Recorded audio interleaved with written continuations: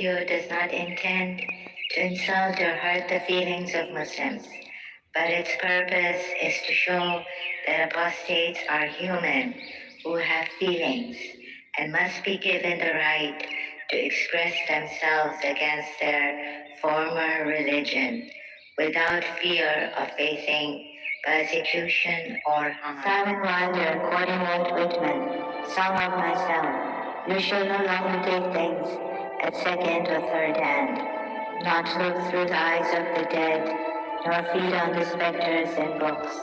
You shall not look through my eyes either, nor take things from me. You shall listen to all sides, and filter them from yourself. Move ye with honors. Just when you think you know something, you have to look at in another way, even though it may seem silly or wrong. You must try.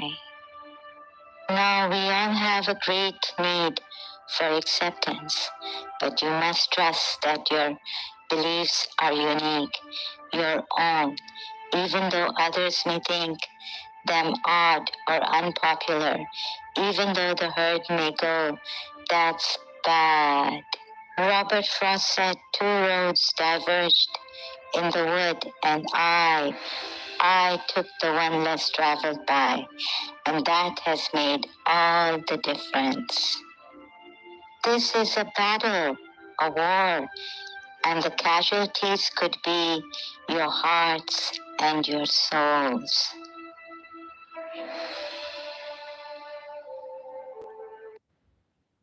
Hello, everyone. This is me again, Zara Jawad. Uh,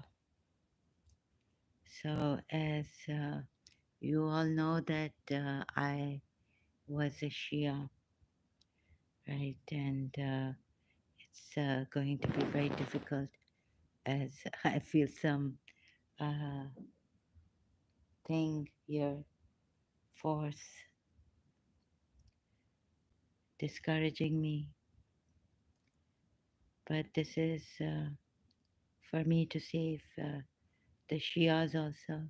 If you can see this, I went through a terrible time recently with the obsession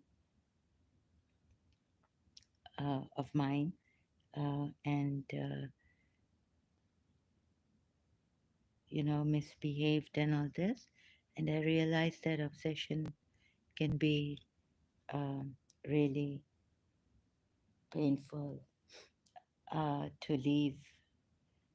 So this is another thing I need to talk about. There is this energy. I feel suffocated and dominated by the Shia energy that's here. Yeah, it is like this for me. So it's Imam Hussein's Jahlam, Arba'in.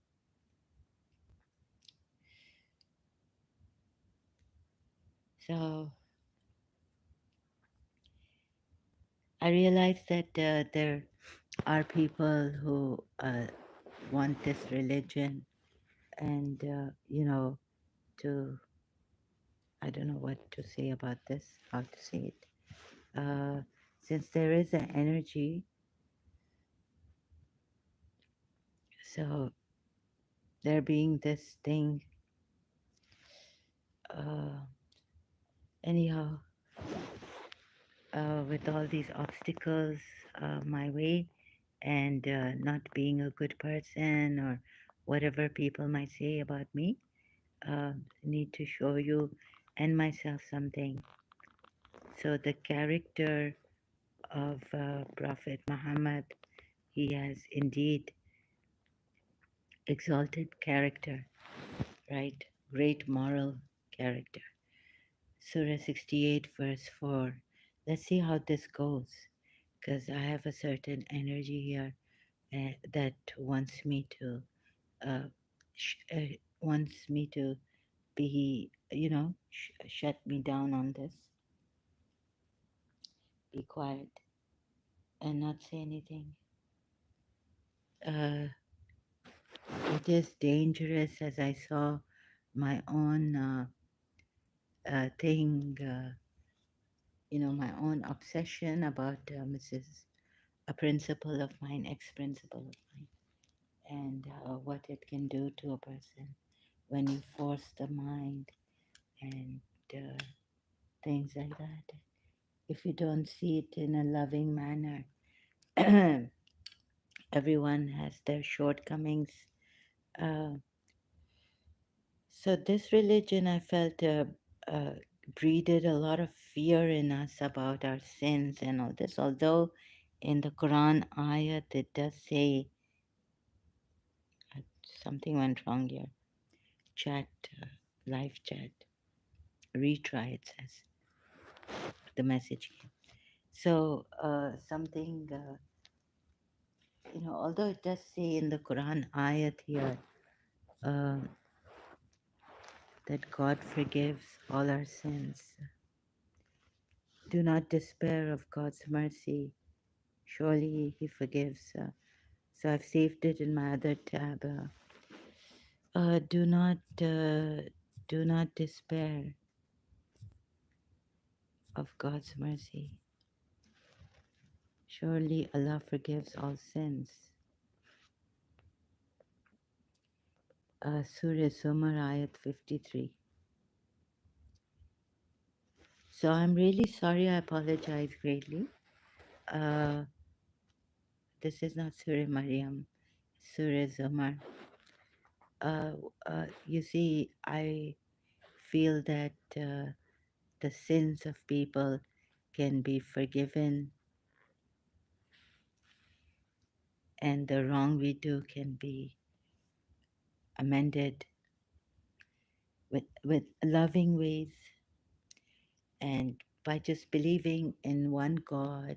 Yes, there is only one God, but there are many, um, many of His manifestations here or creations, whatever you may call it.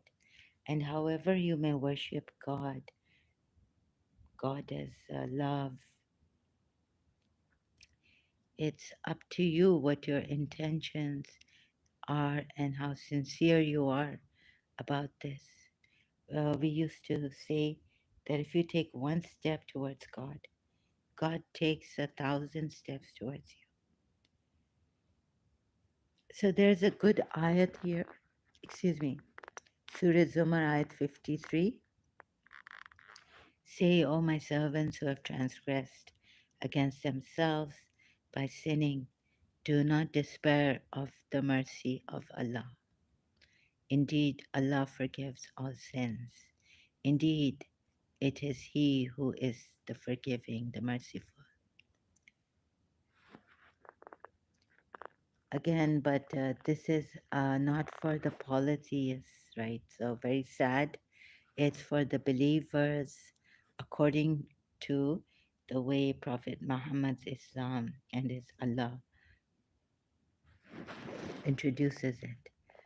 And so it's about the nafs, the soul here, anfusihim, themselves, themselves, against their souls. So I feel that we were not properly explained what the soul is. But the method was that we should pray according to the Islamic way and use, fasting, do fasting and all this. Use this method to save ourselves from sins and wrongdoings, and that Allah will help out and forgive us.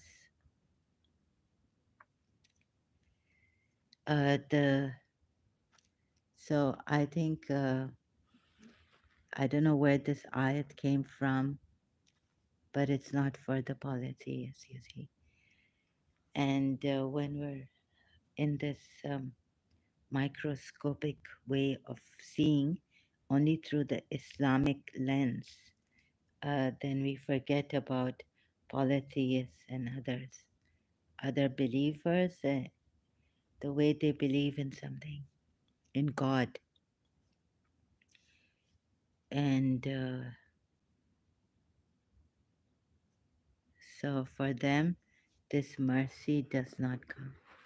Now, rediscovering again, you see, I will not be following it blindly, no matter how much I have this influence and sometimes doubts creep in.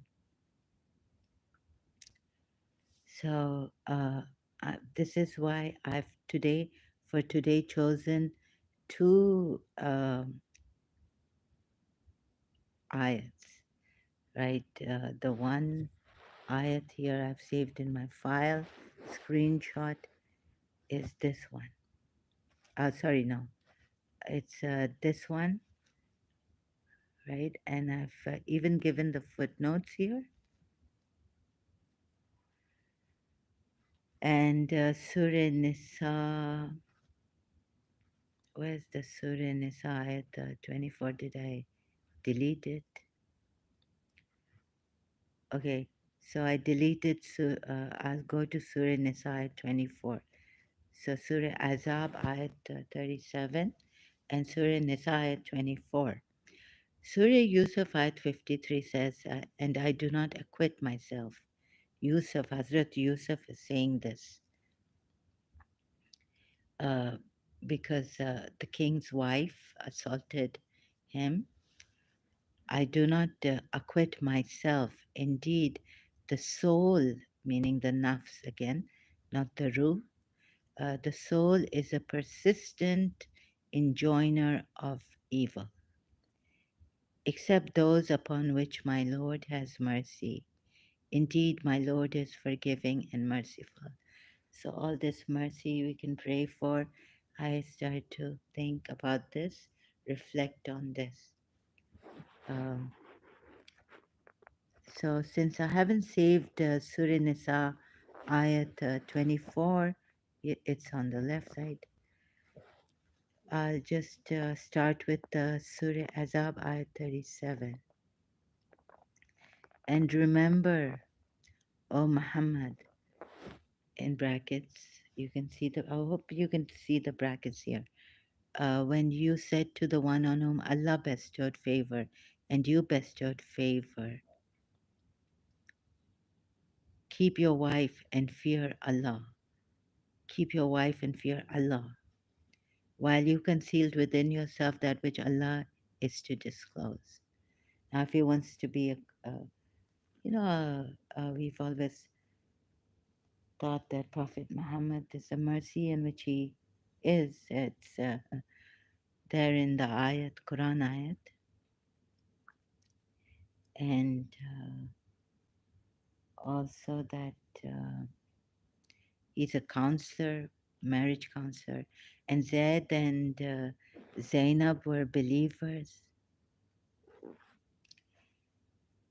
So why would he tell Zaid when you said to the one on whom Allah bestowed favor and you bestowed favor, keep your wife and fear Allah, keep your wife and fear Allah, while you concealed. So why would he tell Zaid to keep his wife and fear Allah, while you concealed within yourself that which Allah is to disclose? And you feared the people. So the footnote here is for number one. So Quran.com, right? From Quran.com, I took it. Number one, or no, no, sorry, number two here.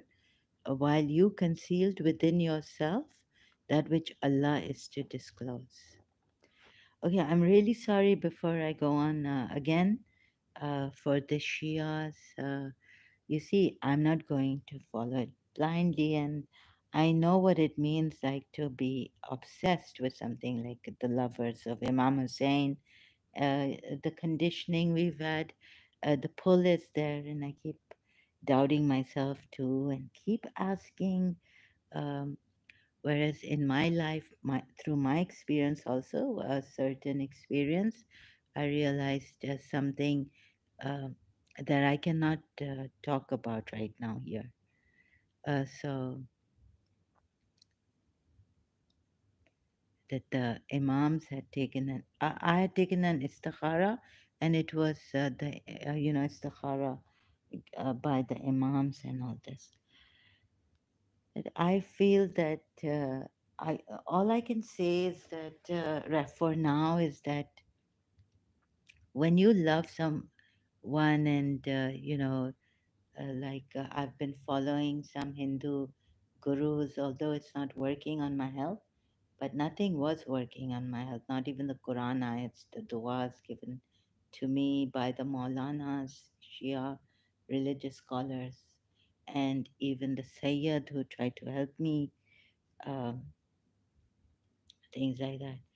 But okay, in the Bhakti Marga, master, I felt that I was trying to get some guidance from there.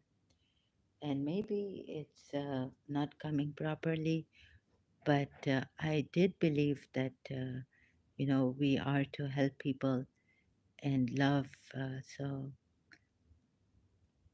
love makes you take that risk in life to help someone. And so you should not fear that they would, and even if they deceived you or anything like that, or became dishonest, you realized in the end that you were betrayed. I felt that that love somehow, if it doesn't go into obsession, and if God's help is there, then at least you did your best. And so love is so strong, and then God can come and help you. Like God can send some help, but that you had good intentions. So nothing to fear. It's we fear I start to fear hypocrisy a lot and double standards, and I feel still I cannot take it. So I feel my religion did not guide me properly to take it. And okay, they would say that you were not sincere in the beginning. Like in Surah Allah, you prefer the life of this world, whereas the hereafter is better and longer lasting. That's an ayat. But when I did want to come on this path, it was too late, I guess. Uh, so I had to be punished, and they didn't understand, perhaps, or something. I don't know, maybe misunderstood things. So the Sayyid or some Shia Sayyid came and it backfired. It wasn't helping at all. I became insane, had voices. But we look at the text, and at the same time, this is about my life experience also. So a little bit on that, that we should not fear who will be dishonest or a hypocrite, but that I feel God's help is above hypocrisy of the other, and we should be given that strength enough to over, like, to not be scarred, or not be so disturbed by it, even if it is a loved one who betrays you or is a hypocrite or dishonest. We must not be shaken by these things easily. And I think that love is with God. Love is another thing, and that can heal us. Although I feel, but I cannot give up on love. You see, the disturbance comes, and I see myself abusing again, and that's really terrible for me. So, if I had a true guide, I don't think it would have come to this. So, I had taken an istikhara, and it was about it was from the Imam's book, Istikhara. And the Imam said something that this lady, So I cannot give details now. Like you love someone, you like a lady, leave her and find someone else because there is some hidden danger in this. But I went on and I trust. But the istikhara also said, like trust in God. Istikhara is something you ask the imams for help, and since the last imam is not present, he's in occultation. Occultation. So I took this istikhara, a distance way, right?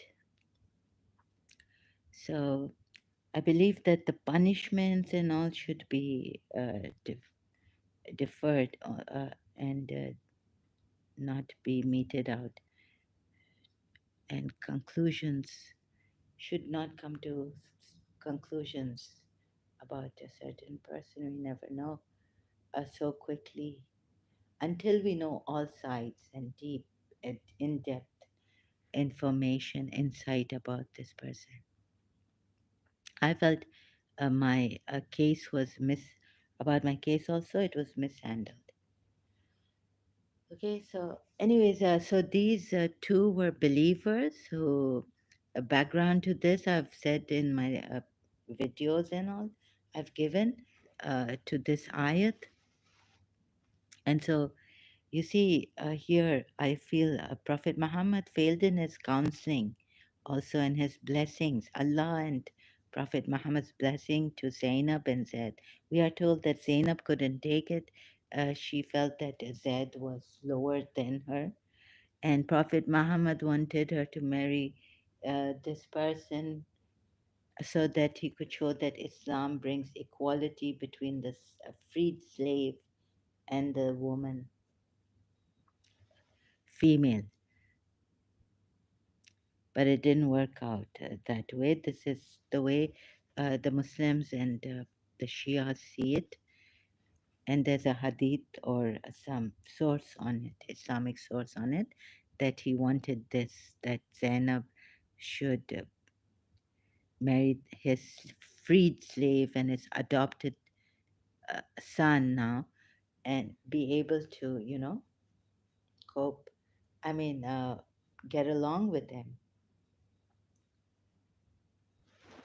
So Islam eradicates slavery, and you should not think of yourself as a high person.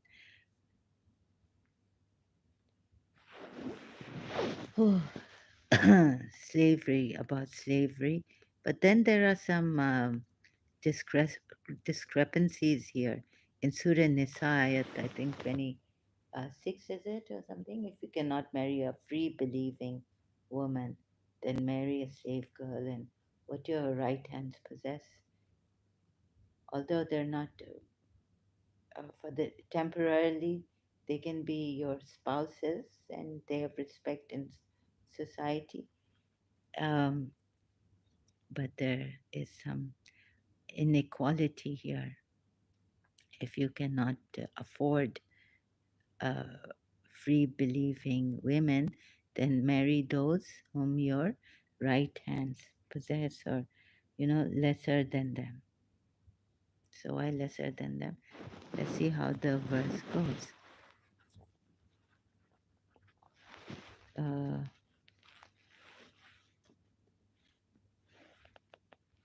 So if you want to follow this thing blindly and you want, but you see, I cannot.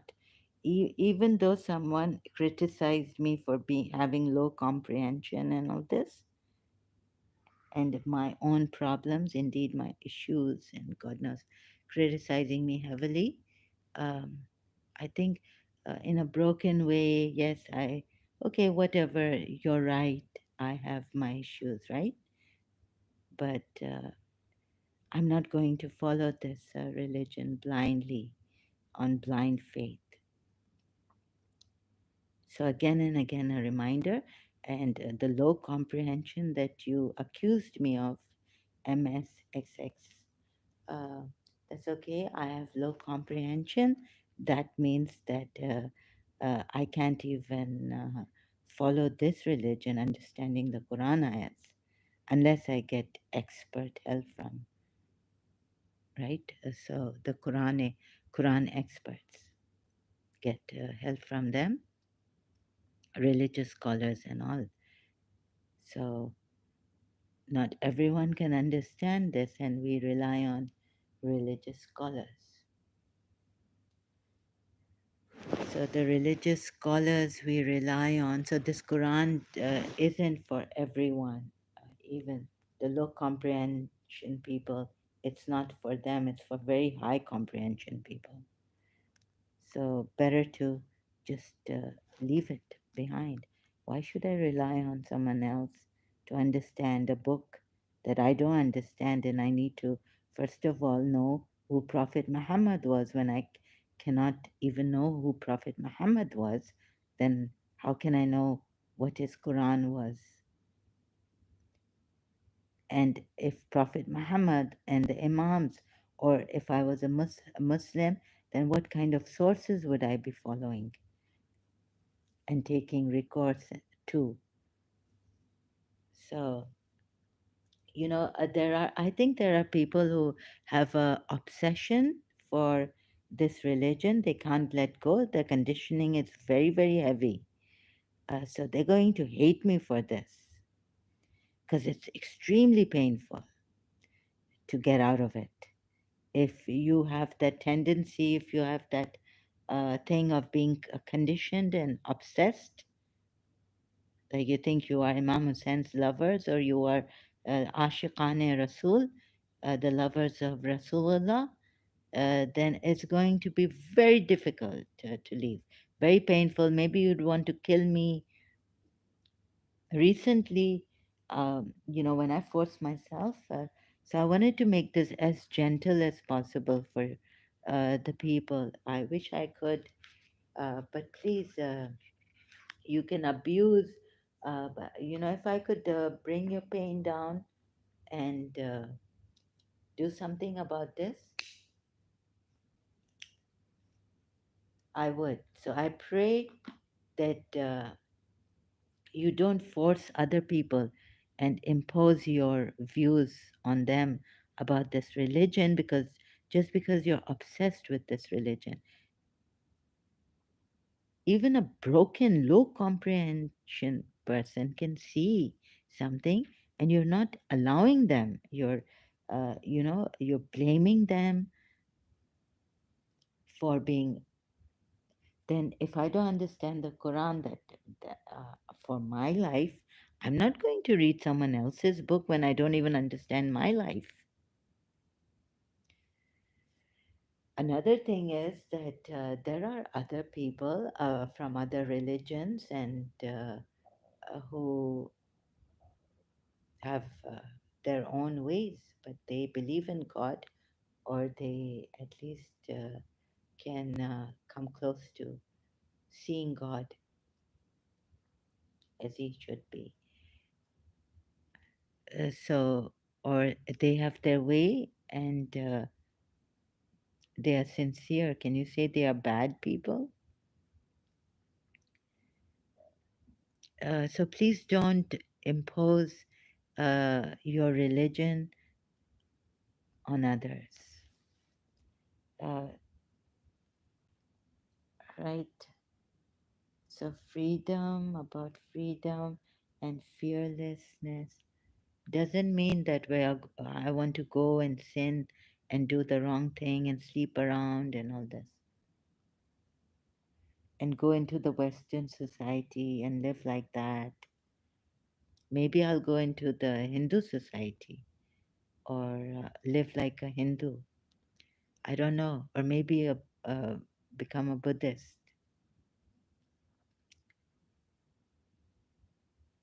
So this is very easy.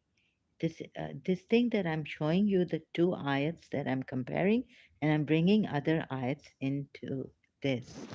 So it's very, very easy to see when people put you in doubt and you yourself get into this doubt. Because recently, I've had my experience in London. I felt I met someone very very like divine person. Like our imam was coming, So he's saying no, he's not Imam Mahdi and all this. So I connected with him. Now, what he's saying is, now I've lost which ayat I was to go to. Yes, those who believe and do good deeds. It's a Surah Maryam ayat, right? Let me not forget this. So you know the Bibi. Oh, sorry, not Bibi Zainab. Zainab bin Josh, al Mu'mineen, was a believer, and so was Zaid, we're told. And they were good believers. So finally, even though Zainab reluctantly married Zaid, they were believers and they obeyed. So Surah Ahzab, verse 36, they obeyed the orders of Allah and His Messenger, what they have decided. Um, so here then we are told in Surah Maryam, not Surah Zumar, this has not loaded properly. Indeed, those who have believed and done righteous deeds, the most merciful will appoint for them affection.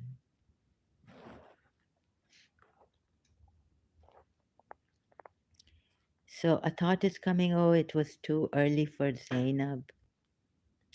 But you see, if it was too early for Zainab, then Prophet Muhammad should not have forced her into marrying his slave, his freed slave.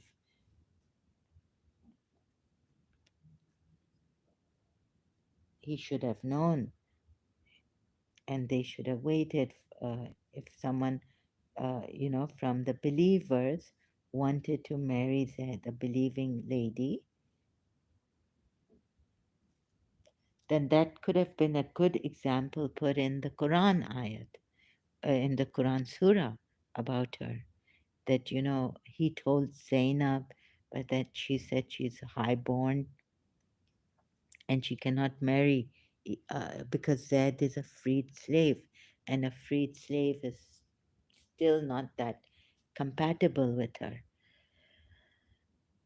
So he could have asked someone, he could have said, okay, I've just suggested this. This is not an order to be obeyed. And so let me show you, for as a rule of law, that a believing woman, when Allah and the Prophet have decided upon a matter, I told this other lady, and she got married to Zaid, and she was highborn too. But, she was a believing woman, so, and then God blessed them both. So she accepted Zaid. She married her, below her, but seeing that Islam brings such a great thing about um, making even freed slaves equal.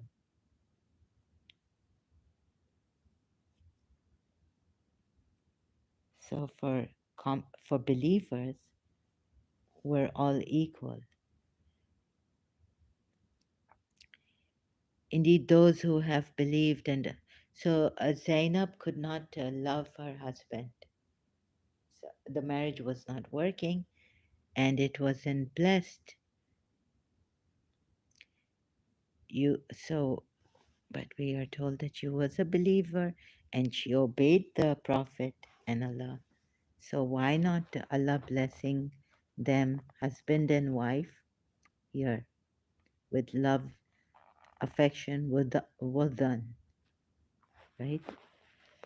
Then we have this other prayer that my mother told me, that if husband and wife are having problems, then you can take recourse to this prayer from the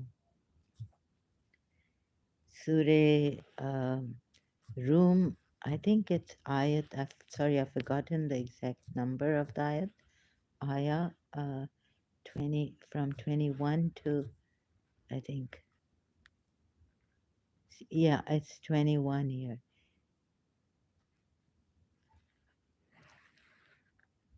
You can even pray this ayat, Durud Sharif first, and then in the end. My mother had a way like she was told or something, she found out how many Durud Sharifs before praying this dua from the Quran ayat to have a good relationship with your husband or your wife if there's some trouble, if you fear, or if your husband has left you, he'll come back running to you. And of his signs is that he created for you from yourselves mates, that you may find tranquility in them. And he placed between you affection and mercy. Indeed, in that are signs for a people who give thought. Surah Rum Ayat 21. So if there you doubt that, it wasn't meant for husband and wife, this is a direct verse which says that this is God's sign, right? And of his signs is that he created for you from yourselves mates. And so this is like soulmates.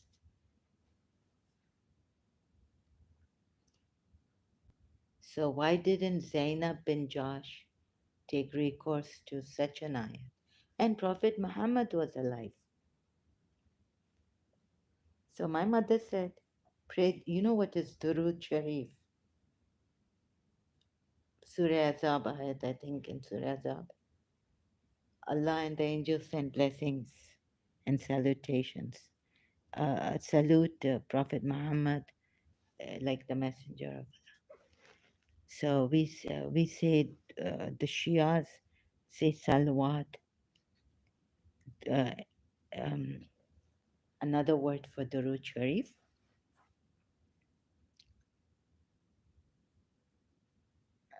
So very shocking that Zainab bin Josh and Zed's marriage did not work.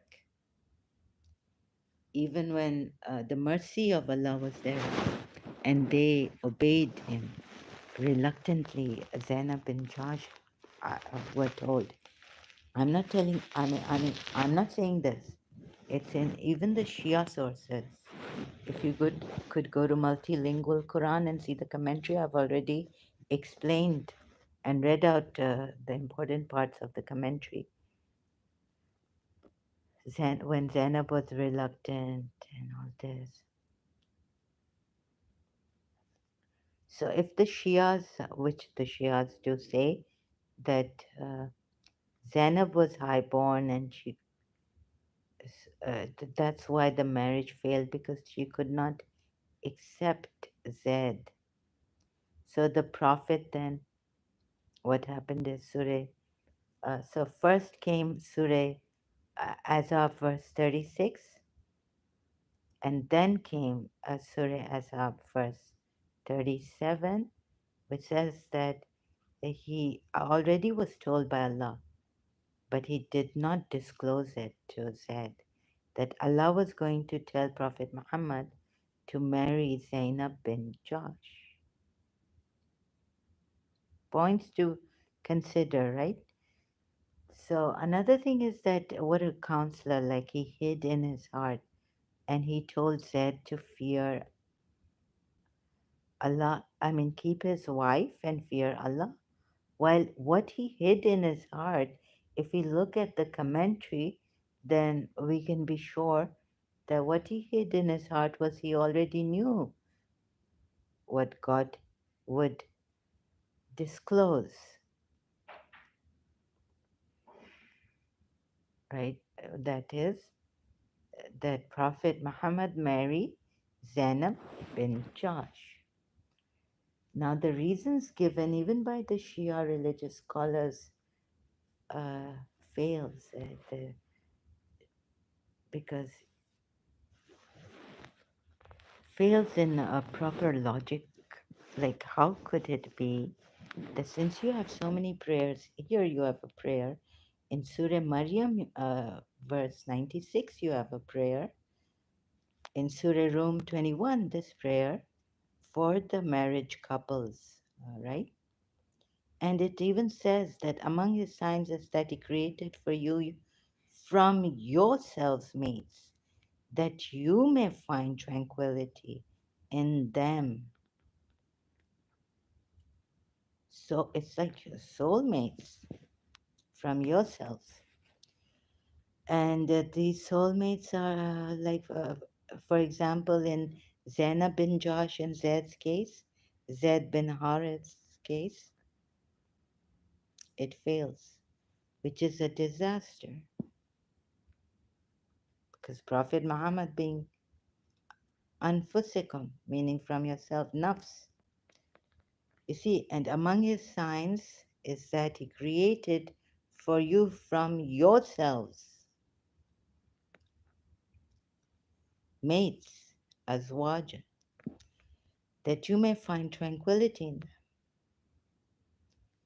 The Prophet Muhammad, at least we have one example that what he did was he gave, and you see here it's a mawadatan, love, it says, and mercy.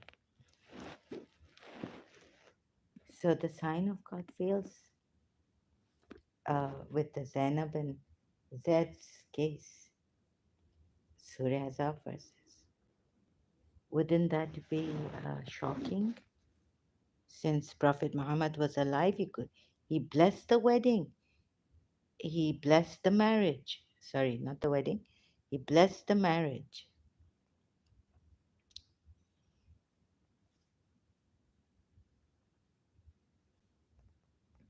So, who reflect? For a people who reflect, surely these are signs for people who reflect. And we are told Zaid and Zainab bin Josh were good believers, good ones.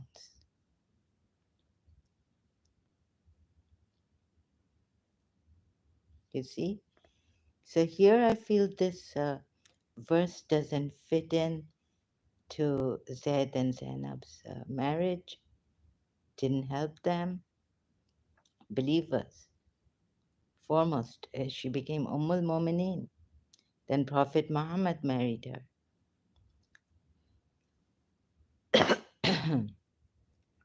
And so, and Zaid, we are told, was to be a Mawla or, uh, you know, of Prophet Muhammad.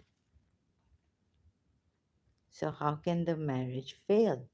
Because this, and of his signs is that he created for you from yourself mates. Prophet Muhammad didn't even look for the mates that he has created for you, that you may find tranquility in them, and he placed between you affection and mercy. Indeed, in that are signs for a people who give thought. Wouldn't these two believers, foremost, could they not have reflected? Wouldn't they have reflected on this? Because when when Prophet Muhammad told Zaid, keep your wife and fear Allah. So he could have gone there and said, you know, Zainab, Prophet Muhammad has said this to me. I have to keep you, even though you may not, you know, feel happy with me because I am a freed slave and you were highborn. But now we are believers. And Prophet Muhammad has said this.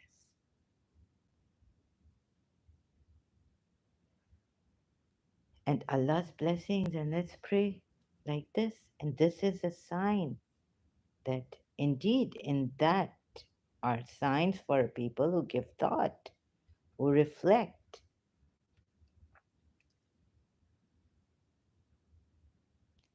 How could these two believers not reflect and pray like this?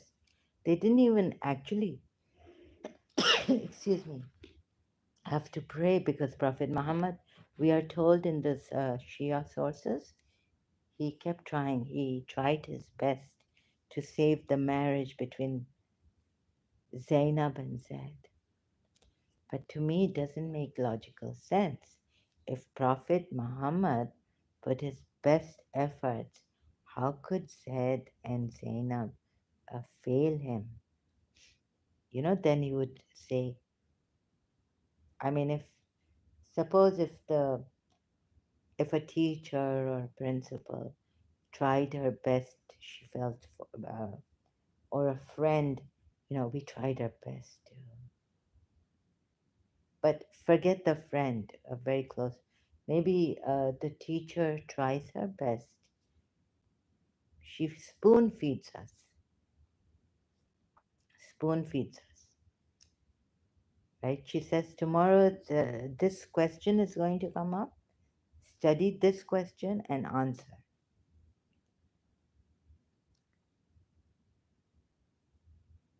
And then if I don't study it, she's given it.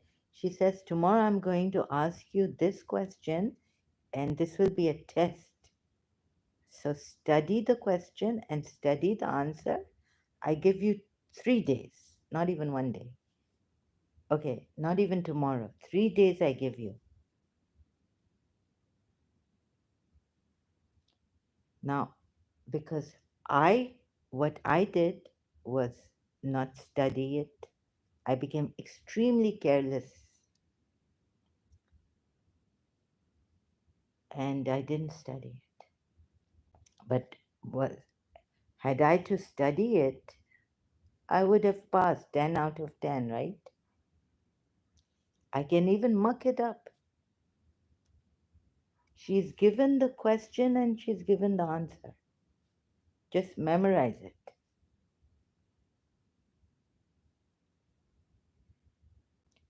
But I don't do that even. I'm a terrible, terrible, terrible student. Wouldn't she say that I tried my best, you failed me, and yet you're calling me a believer, a good believer, Zainab bin Josh,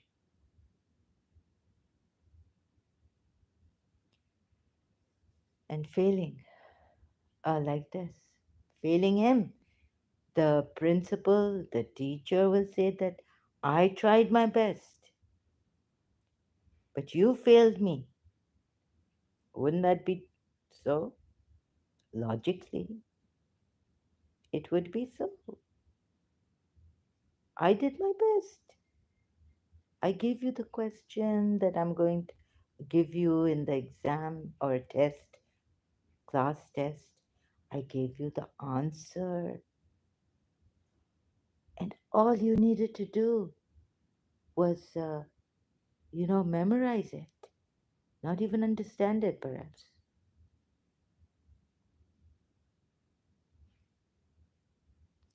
So that's why it doesn't make logical sense. I'm sure some of you or Shias who would come here, uh, if you are lovers of Imam Hussein,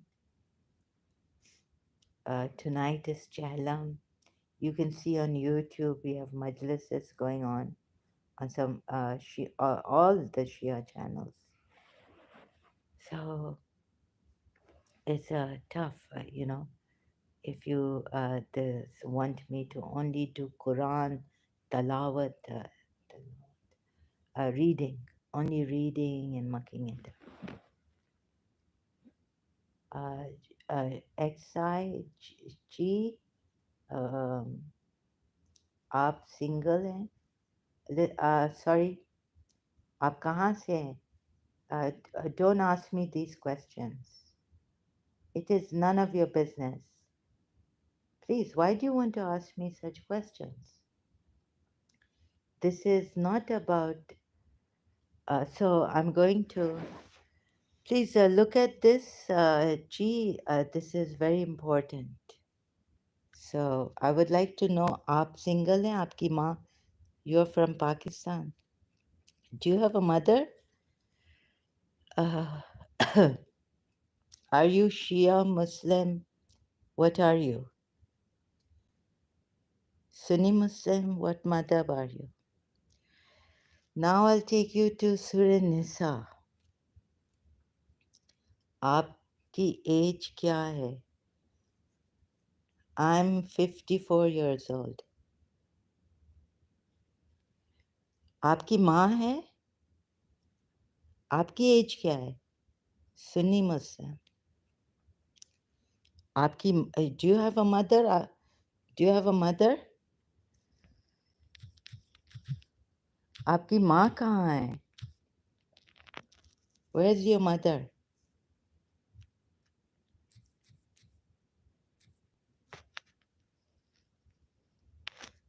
Who do you think I am to ask me such a question? आपको ये इस्लाम ने ऐसी तरबियत दी है या आपकी माँ ने ये तरबियत दी है आपको?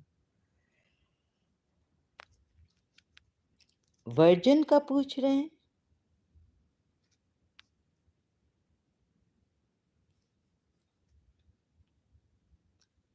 ऐसे पूछ रहे हैं? शर्म नहीं आती आपको? ये आपको किसने सिखाया है ऐसी? Who has taught you such a thing? आप में शर्म है या नहीं है? Do you have any shame?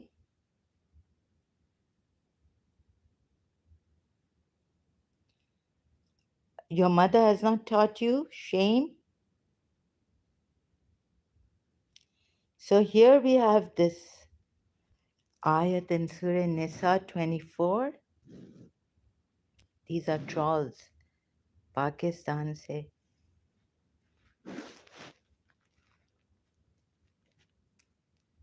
ऐसे आपको क्या मिलेगा ऐसे करके? आप अपनी लाइफ क्यों ऐसे गंदी चीज़ों में दूसरों की in other people's business virgin है सिंगल है मैं आपसे शादी करनी आपको मुझसे शादी करनी आपका आपकी एज क्या है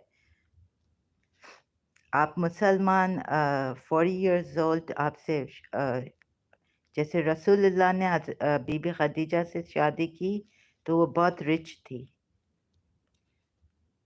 फिर तो सब young women से शादी and also prohibited to you are all married women except those your right hands possess except those your right hands possess आपको अभी मेरी why are you so interested in whether I'm single I'm virgin मेरी शादी हो चुकी है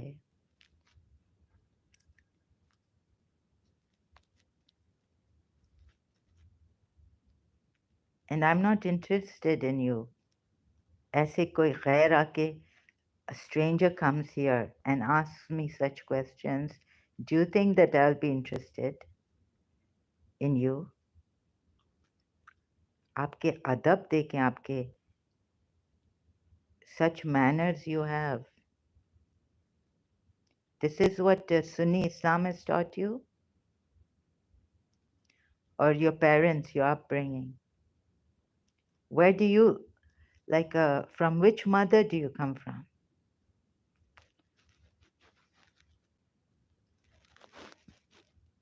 बात करें ना if this is your prophet आप सुन्नी है ना तो अभी प्लीज बात करें इस पे this is challenging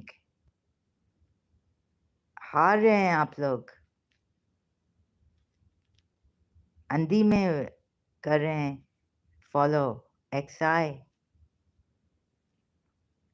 is that 10 11 number 11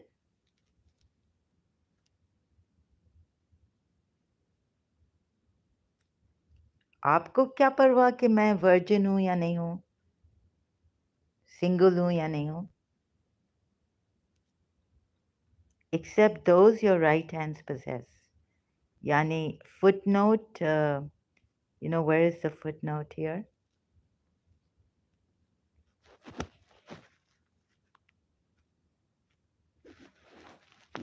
So we were told, हमें कहा गया था कि करबला में यजीद की आर्मी ने शादी नहीं की सेफ बिकॉज वो रसूलुल्लाह की ग्रैंड ग्रेट ग्रैंड चिल्ड्रन बीबी ज़ैनब थी, उनकी शादी हुई हुई थी, इमाम हुसैन की बहन sister,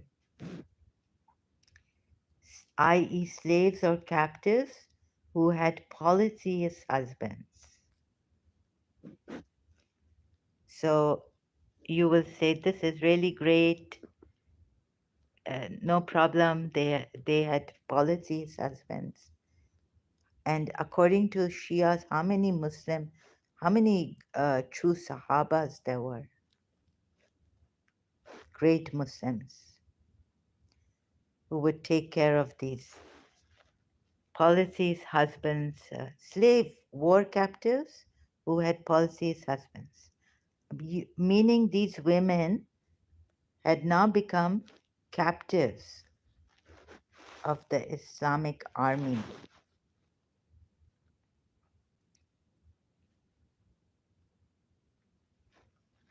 And if they kept Ida 3 months, after 3 months they could marry without even their approval.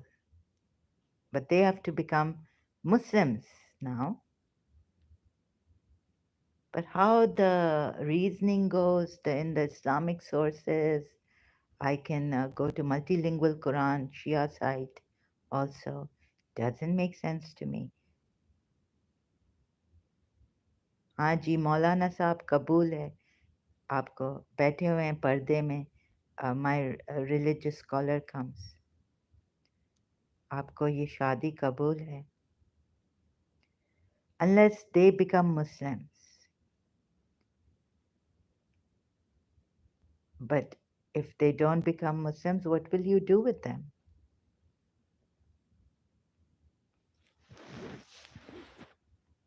Their morale is gone, their husbands are killed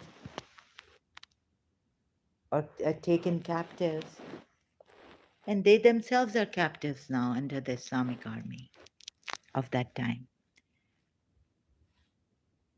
And you're going to marry these married women of polytheist husbands, slave captives, both of them captives, without their permission, or you make them. This means you're actually forcing them to become Muslims. And there's no compulsion in religion. Truth stands out clear from error. Ayatul Kursi ka part hai in Surah Baqarah, ayat in the Quran, in Surah Baqarah, Ayatul Kursi part. There's no compulsion in religion. Truth stands out clear from error. Shia's Ayatul Kursi is a little longer than the Sunni Ayatul Kursi.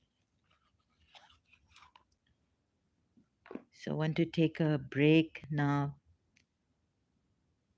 And then you see how you don't see, maybe you just go through this or what reasons you give that they have to become Muslims, but if they're not Muslims, and maybe, do you understand?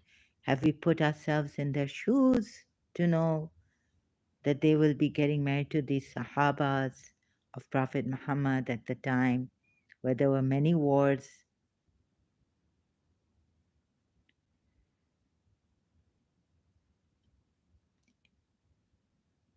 11 Bhai, do you want to, is this, do you want to the subject, keep to the subject? Because this is about your Prophet Muhammad and Islam. And the ex-Muslims are winning. I.e. slaves or war captives who had Policy is husbands, meaning females can be slaves or war captives.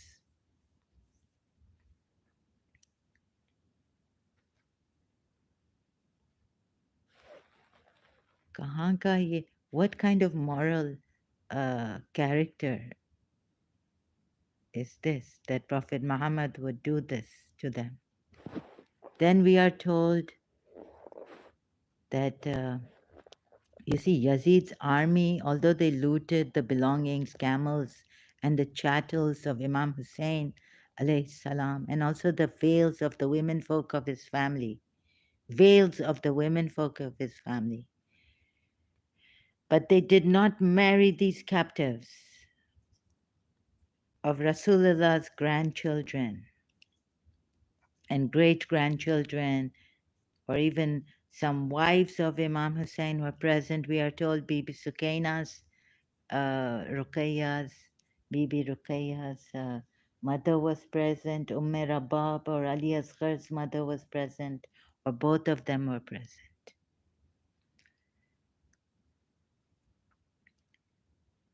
So, and Farwa, was she present? Imam Hassan's wife was present. So, no, they couldn't touch. It was because, they were so, whatever the Shia reasoning comes here. And how is it that Imam Zain al Abidin is called Ali bin Hussein al Asghar, not Akbar, who was ill and bedridden? And okay, but you know what? uh, I have read this before in another live stream, but I just realized that again and again they're saying, I read it a little further down, he was an infant. Shall we also kill the infants? This infant is already at the verge of death. I kept, so again, you see, no, none should enter the tents. One says, and Umar bin Saad. We're told that Umar bin Saad also did something to Imam Hussein which was terrible. Shimar cut his, you know, beheaded him, butchered him. Imam Hussein butchered, Shimar butchered, and Umar bin Saad was the one who commanded, or God knows what he did. He also did a terrible thing there. Every one of them. But here, this is like who, but okay, I'll just show you who this is by, who wrote this. I kept a watch upon him and defended him. Who compiled the hadiths and all coming from the believers or whoever was present there in Karbala. I kept a watch upon him and defended him when anyone approached him until Umar bin Saad came there.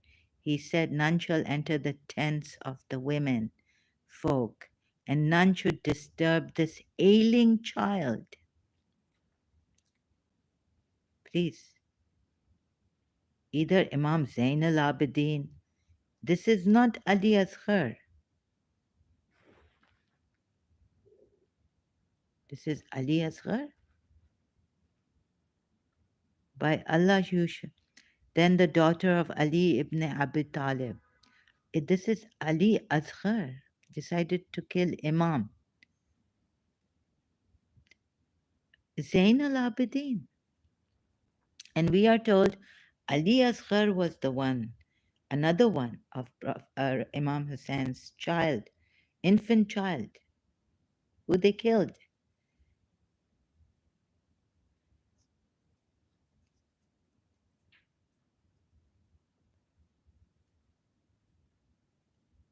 Here we are told, this is a Shia website, that Imam Zain al Abidin was an infant who was ill, and Imam to kill Ali al Asghar. And who do we call Ali Asghar? Another one, an infant child of Imam Hussein, Abdullah, its name, Abdullah ibn al Hussein. By Allah, you shall not. Bibi Zainab then says, the daughter of Ali, Imam Hussein's sister, came in and said, by Allah, you shall not kill him until you kill me. Hearing this, Shimmer lifted his hands off him. Shimmer lifted his hands off him. It is related, so they have somehow, I don't know, glory be to Allah, how will you kill this infant child? Again, Imam Zain al Abidin, do not kill him. It's referring to Imam Zain al Abidin here, Shias. So this is for the Shias. My point, my first point was that Bibi Zainab and they did not take, according to Surah Nisa, verse 24, footnote. Also, they did not take them and marry them, what their right hands possess. They could have. Yazid's army, Yazid wasn't there, Yazid was in Damascus, did not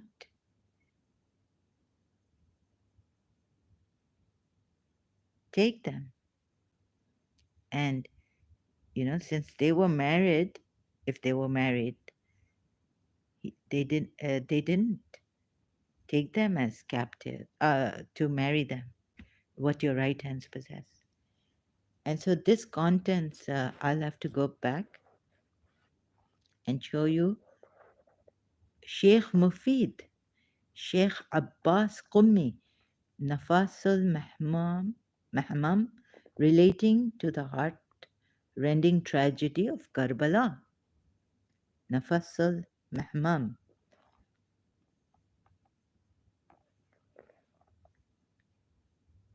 This book is about Karbala, the tragedy there, the sacrifice of Imam Hussein, and aftermath.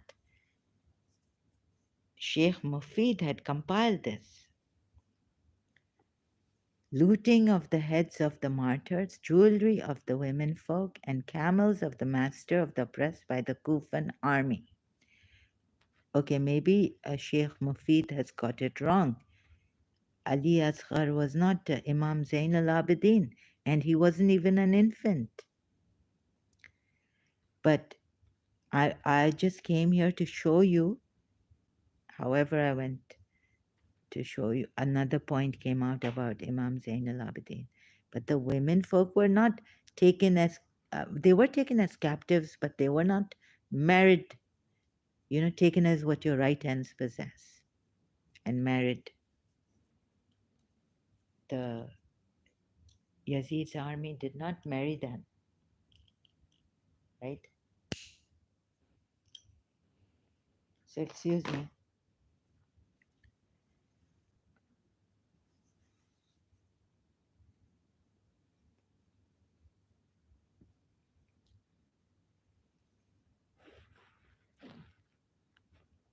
Why do you, I mean, this is for the longest time I haven't heard that Imam Zain al Abidin in the majlises. I never ever heard that Imam Zain al Abidin was an infant Imam. Infant. He was ill, yes, in Karbala, but never heard that he was Ali Asghar. Here it says, decided to kill Imam, in bracket, Ali al Asghar, meaning Ali Asghar. And then in brackets, Zain al Abidin, who was ill. Shias, please check this out. So, Sunni religion is out of the way. There's no way I'm going to go back there if, like, maybe something that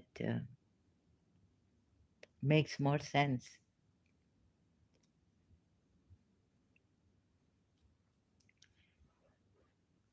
But Shia religion made most sense to me when I did my research in Pakistan as a Shia.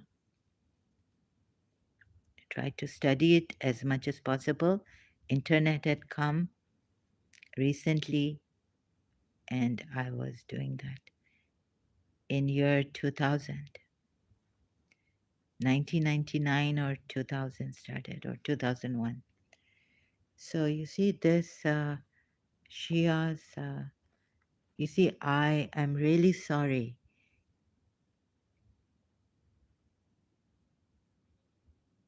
If you want me to hang on to this and bring a reminder back again and again and show you these two ayats, Surah Nisa ayat 24, Prophet Muhammad's Allah says you can marry those policies, married women who have policies husbands. How, what the conditions, then the commentary is there. But it did not make sense to me. Even I can go to multilingual Quran and show you, but isn't it enough? I've been repeating myself.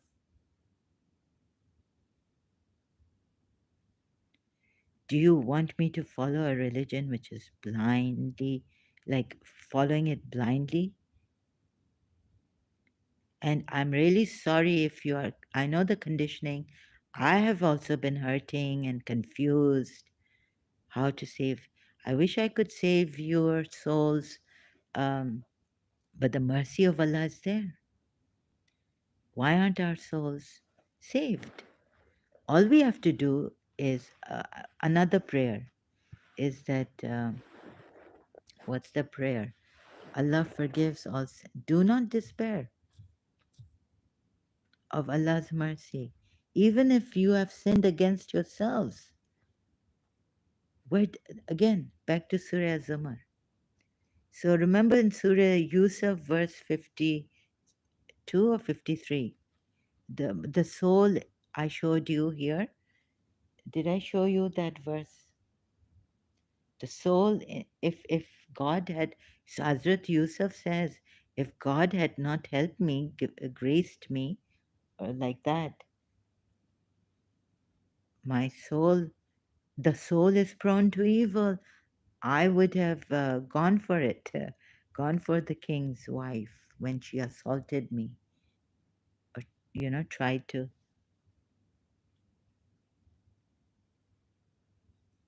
Now, here we have prayer. And when you say prayers, I understand Shia, Sunnis, Muslims, Quran onlys, prayers. Say, O my servants who have transgressed against themselves by sinning, in brackets, against their souls. Again, nafs, an-nafs, an-nafsihim. Say, O my servants who have transgressed against themselves, do not despair of the mercy of Allah.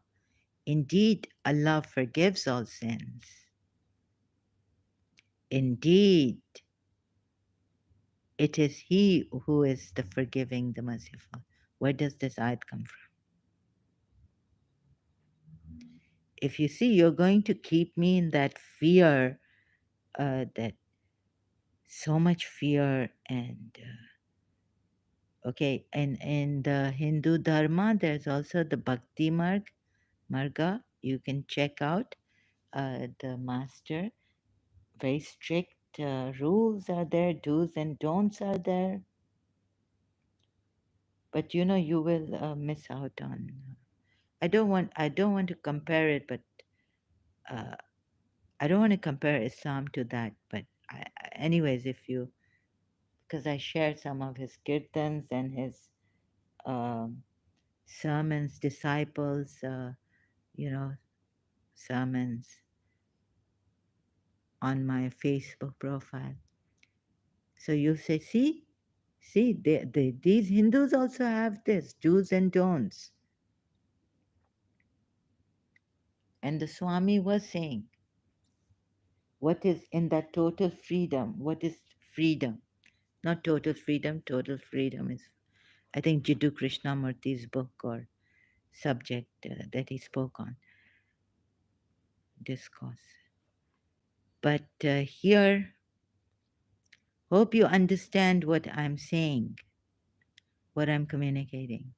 with broken language, broken myself.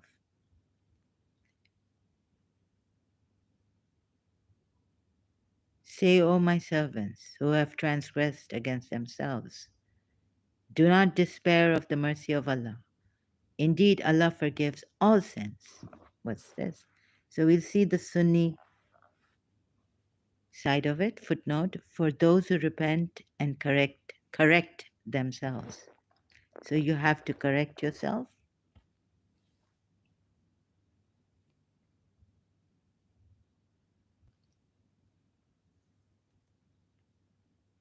So these are footnotes.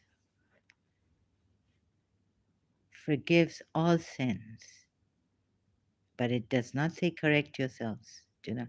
But when you despair, when you're in despair and maybe you can't even correct yourself, God says, don't despair. Don't go into despair. The doors of mercy are open for me. And then, meaning he gives you the grace as you pray. This you can use as a prayer, this ayat. So why don't you use this prayer as an ayat without giving? You can give alms to whoever you like, but it should not be like take alms out of their wealth for them and pray for them. Surely your prayer is a source of security and mercy for them. And then you blame the rabbis and those who make a business out of this, exploiting you, and you call them lords, arbab. Surah, I think it's Surah Tawbah at 30, after 31, 33. It says there maybe that these lords you take, you're not supposed to take anyone as lord, but Allah and Isa al-Masih. Ibn, sorry, it says Masih ibn Maryam, I think, in that ayat. So a person where someone came and said, I have very low comprehension. Okay, let's suppose I have very low comprehension. And those who claim to be religious scholars, eminent experts of the Quran, who do you think is making more sense now?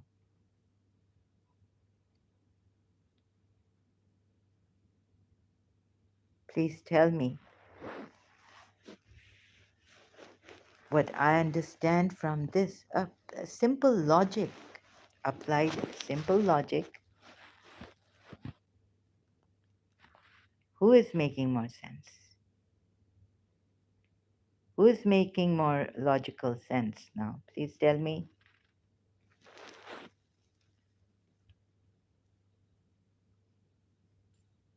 So I wish I had people coming here, but Shias tonight have Arba'in.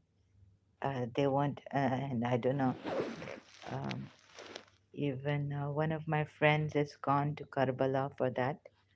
So there are hardly any Shias here. I would like them to join me. And so let me just go. I don't want to go fast because you see, I also cannot go fast, and it's better I go slow so that you can also, it can sink into you. And if this thing is troubling you and is hurting you, I'm really sorry. I know it can be terribly maddening, the pain, unbearable pain. So I wish my starting, I was thinking of how to start this tonight or when I would come live stream. So to start, start it, but I didn't start it that way. I couldn't find a way to start it. So whatever thoughts, whatever pain is there, excruciating, unbearable, maybe it's not even getting into you if the Shias will listen to this, I'll be much honored. You see, if I can spare you unnecessary pain, unnecessary fear. You see, a polytheist idol worshippers, they also have their gurus, and they also believe in a god and many gods, but they say that uh, these gods on earth or avatars, idols, can take us to that one god. Like in Surah Zumar, we are told. And all that I explained, right? So I will again and again repeat myself. But in this Islam, only Muslims, only Mu'mineen, only believers in Allah and Prophet Muhammad and the angel Gabriel, the last day, and Michael, Mikhail, Angel Mikhail will go, will be forgiven.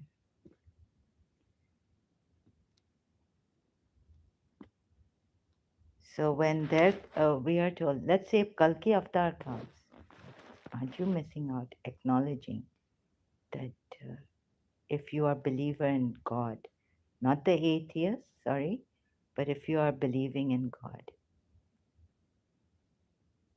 wouldn't you acknowledge, wouldn't you want to acknowledge their dharma?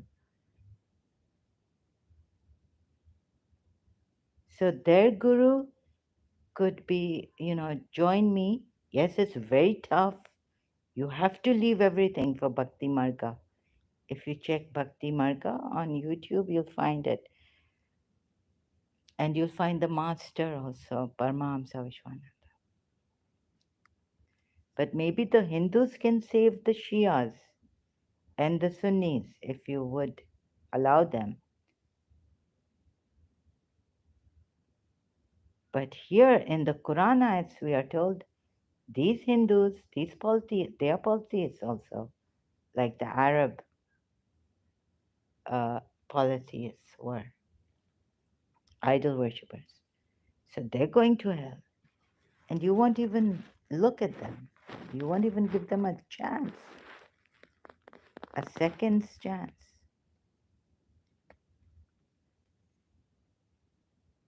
So no acknowledgement. And you lose out. How badly. But, if this religion, and for me it's not true, but let's say this religion, just think about it. If this religion is not true, and there's reincarnation, or this is the only life, so you don't go to hell, but you don't burn. Or if Christianity is true, then you are damned and you will go in the fire, but Jesus Christ can save you or something, or you'll go to the fire. But so it's not as bad as this religion, the punishment, or is it? Boiling molten copper and God knows what will. So some of us were, I was like, to be on the safe side, because I really could not, didn't have all the proof about the Quran ayats, how the sun is running on a course prescribed for it, the moon is, sorry, in Surah Yasin, about planets. I didn't know about all the planets, and I wanted to know my Allah, this all knowing one God, which is the truth, ultimate truth, and the rest is a lie. You see, rest is a lie. It's come. And what if those who go to Allah through other things, wanting to reach Allah, what if their God. I mean, do you think God will deny them this because they've denied Prophet Muhammad?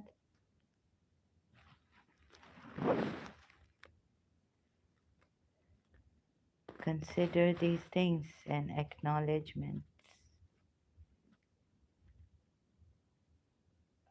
So that religion, Hinduism, at least Buddhists, they will accept us.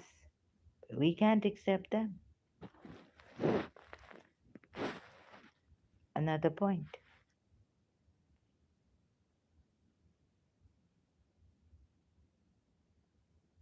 So if you're hurting, you will come here, Shias.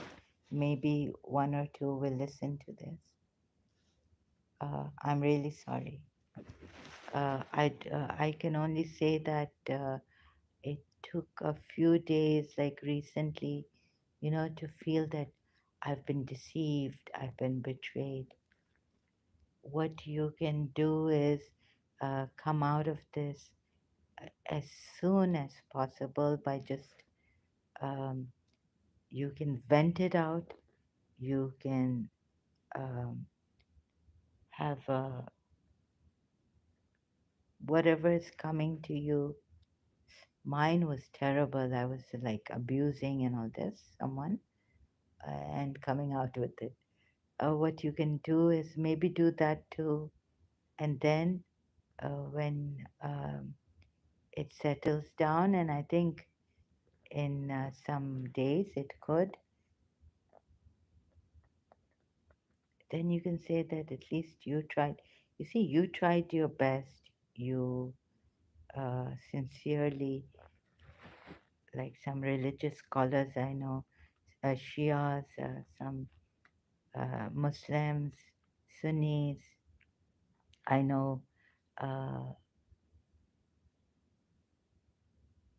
so who was guiding? I think he was Junaid Shaheed, Junaid Jamshed's Pakistani. He was the singer, first ex-singer, um, Maulana Jamil Jamal. What was his name? Sorry, I've forgotten his name. Very nice person, very good person, very humble, and all this. So you see, you will get a chance. There may be reincarnation. There may not be that last day, judgment day,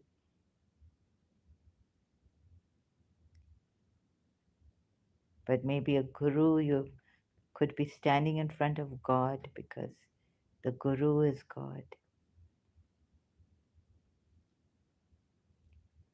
So they can save you.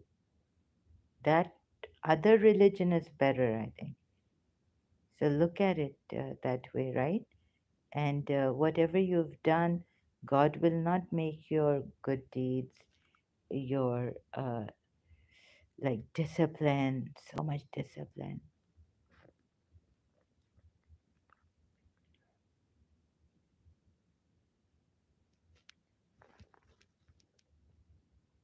go to waste.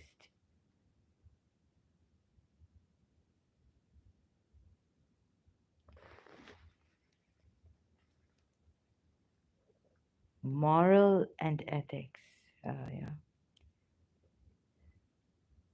So, or we could even get out of the religion and find out through philosophers, Western philosophers,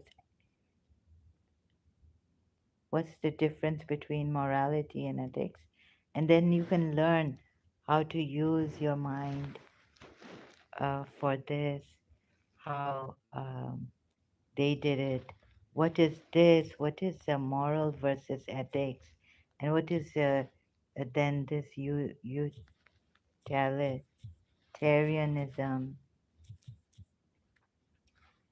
that we learned in St. Joseph's College in philosophy? And how did they reach the philosophers? I think I spelled it wrong. So, what is utilitarianism? utilitarianism. Utilitarianism is a theory of morality that advocates actions that foster happiness or pleasure and oppose actions that cause unhappiness or harm to oneself and others. When directed toward making social, economic, or political decisions, as a utilitarian philosophy would aim for the betterment of society as a whole. So, just not the individual, but individual and as a whole. So, not selfish. The best way to be compassionate. Practice this utilitarianism, how the philosophers reached this, how they reasoned. I learned it I think, in logic or intermediate or my BA in St. Joseph's College when I was in Karachi. You see this? So please, you can use your mind. What is right? What is wrong?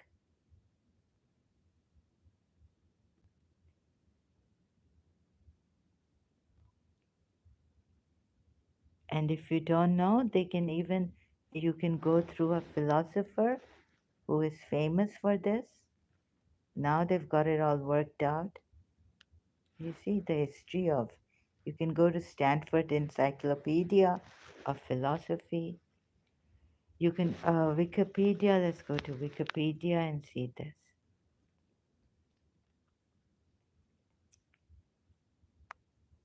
Or was it, I can't remember who it was, Hume? When John Stuart Mill. So Benthamism, utilitarian philosophy founded by Jeremy Bentham, was substantially modified by his successor John Stuart Mill, who popularized the term utilitarianism. In 1980s, in 1861, Mill acknowledged in a footnote that though Bantam believed himself to be the first person who brought the word utilitarian into use, he did not invent it.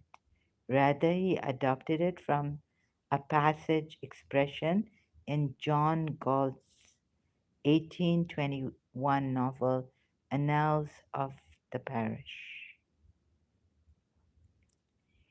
And these you can make, yeah, these are bendable, you can see changeable for every era, but the basic remains.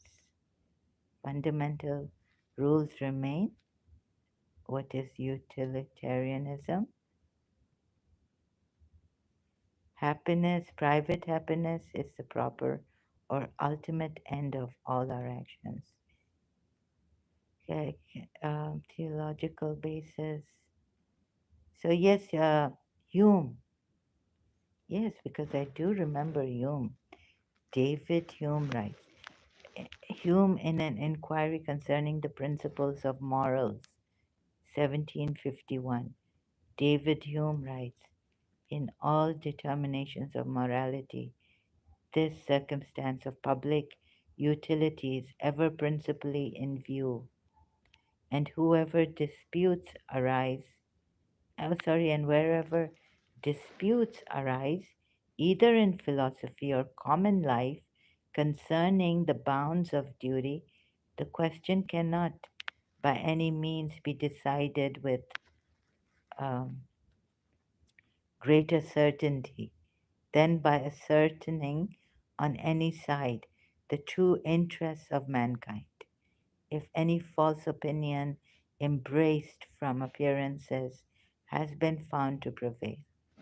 As soon as further experience and sounder reasoning have given us juster notions of human affairs, we retract our first sentiment and adjust anew the boundaries of moral good and evil. So this is adjustable, changeable, better, I think, as we go on.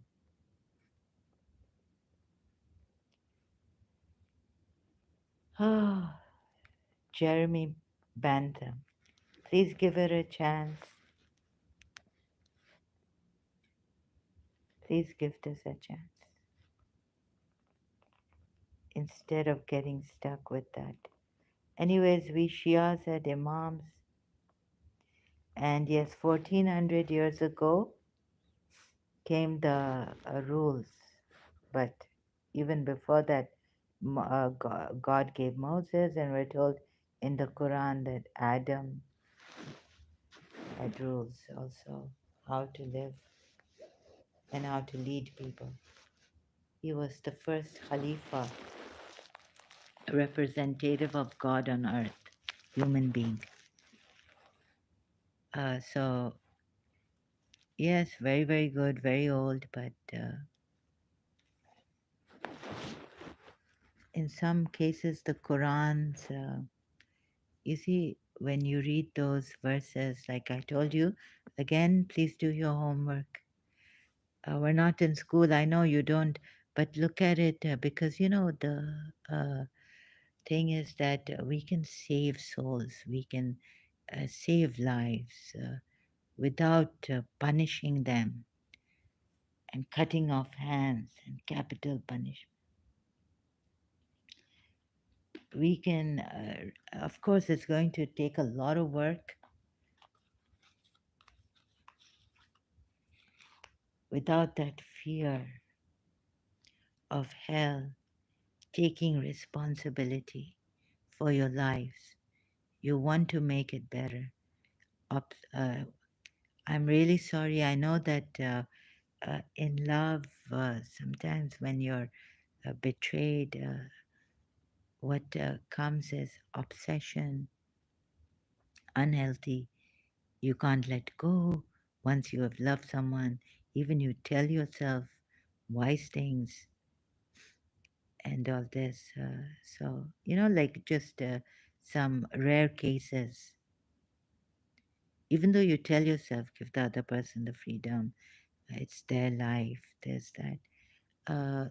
One can go into obsessive things, quality like this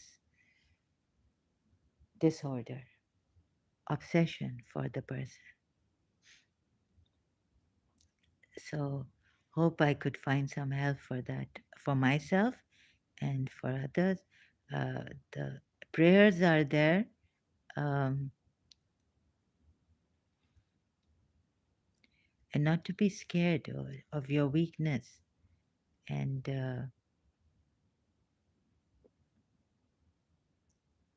not to put it under the rug.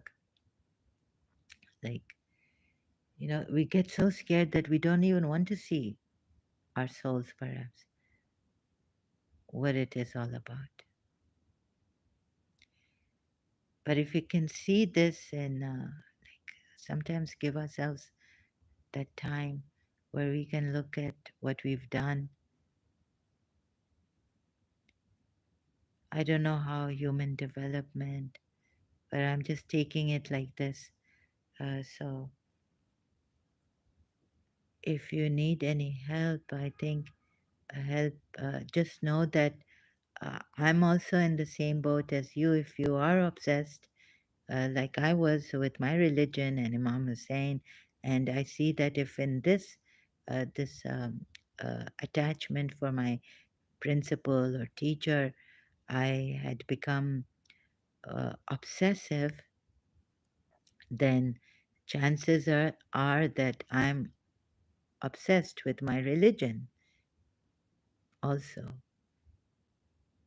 And it hurts. And it's very difficult to let go. So again and again, I have to come here and show you and share with you and hope I can help someone out of this obsession. Because reason has, Islam has failed reason in some cases, like Zainab bin Josh's case and Zaid bin Harith's marriage case. Then, and with the way the ayats have come to us, and in getting married, you'll say it's in in Moses's law or in the Jews also. They, it took a year perhaps or what, but it is there. After the war, you can get married to these captive uh, females. So I'm saying no. I don't agree to it. I don't think it's right. They could have made like you know um place where they could help, made them their just made them something like you know like these Hindus have Rakhi Bandhan. I like that, brother and sisters. And the Muslims say you can never be a brother and a sister. And even the Western people say, when, if you've seen that movie, Western movie, American movie, When Harry Met Sally, I think that's the title of the movie. So a female can never be friends with a male, they say, in that movie. But you can have platonic friendships, and you. I mean, I feel that there could have been for these captives, slaves who in war you get them wives of policies.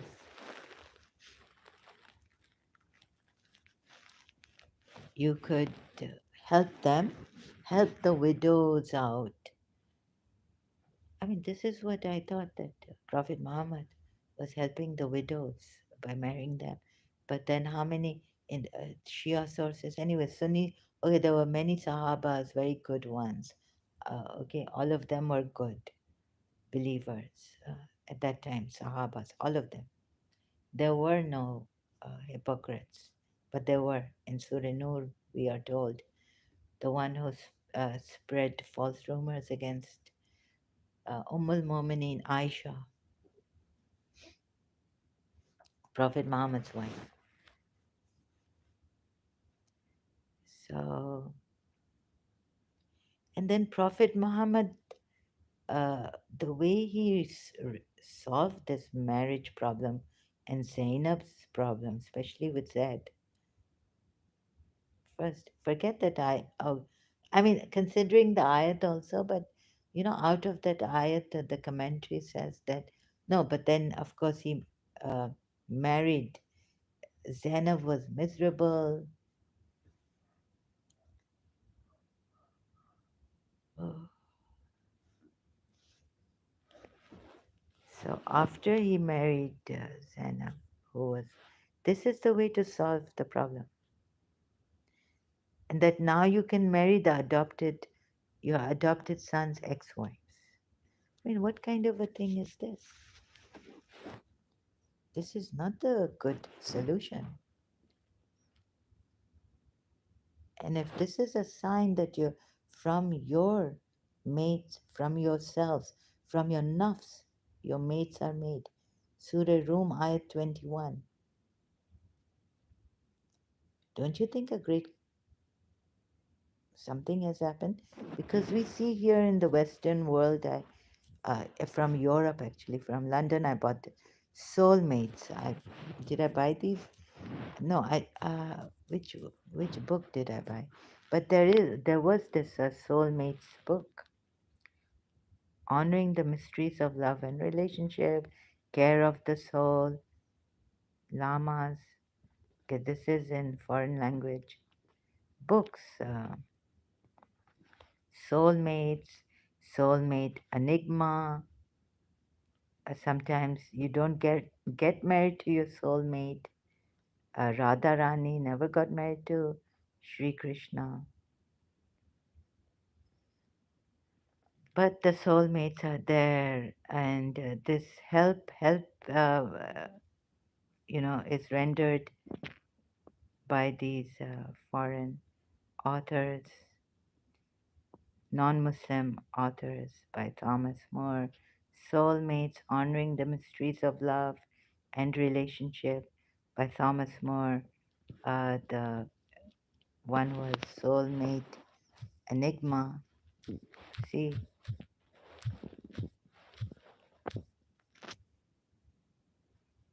Judy Hall. This is the book I bought. Hands Across Time, The Soulmate Enigma. It can be very painful, crucial. It can be very painful. You might not marry your soulmate. This person could be a test for you. I mean, this is the way to say it. Like, instead of in the Quran ayats,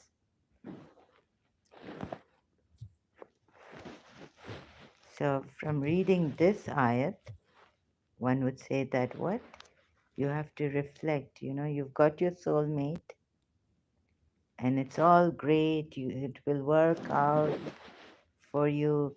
God has chosen it. Nature has chosen you found. But the Sunni Shias even don't have this concept of soulmates. However, when you closely examine this ayat, Surah Rum 21,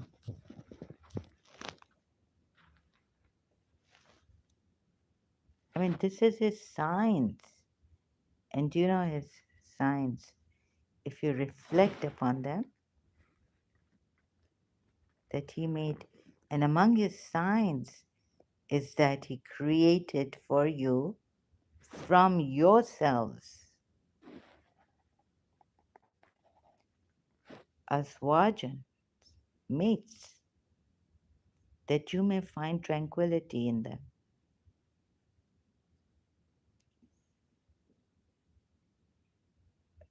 And he placed between you love and mercy. Indeed, in that surely are signs for people. At one time, I mean, I used to think if my parents' marriage fails, my life will end. It disturbs the family, then community, society. Dysfunctional, coming from dysfunctional family, it's very difficult for the person to cope with life and people when you come from a dysfunctional family. So, yes, it is good to have this, that there should be love, and your soulmate you should find here. Everyone, all of us come as Wajan, mates, from the nafs, soul, and that you should find love and mercy. Indeed, in that surely are signs for a people who reflect. So be careful. Don't just marry anyone and everyone. I mean,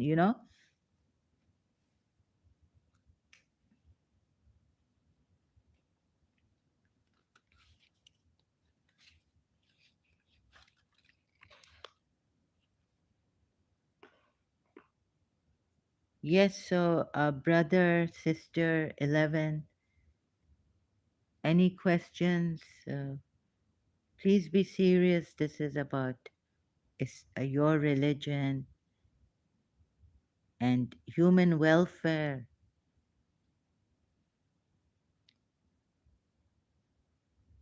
acknowledging the true Lord of the universe and things like that. True religion could be Hinduism, could be Buddhism, could be Zenism, could be Zen. It's not an ism, but sorry, I just and truth seekers. Because this really one way it's saying this, And surely the sign of Allah, his sign of Allah. How can the sign fail if the believer has failed to reflect upon this? Zainab bin Josh and Zaid,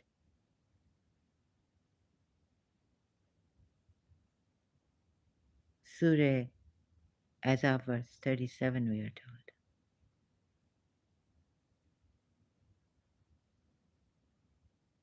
Big human tragedy. Islam does not solve our problems. As it seemingly now Muslims would take this, my mother took it, and yes, read this ayat, and your husband will come back. There will be no divorce, even if he's asking for a divorce, and you love your husband or you're obsessed with your husband and you can't leave your husband. Read this ayat. It will help you. Muslims can use this ayat as a dua, as a prayer, as a supplication to Allah to save their marriage.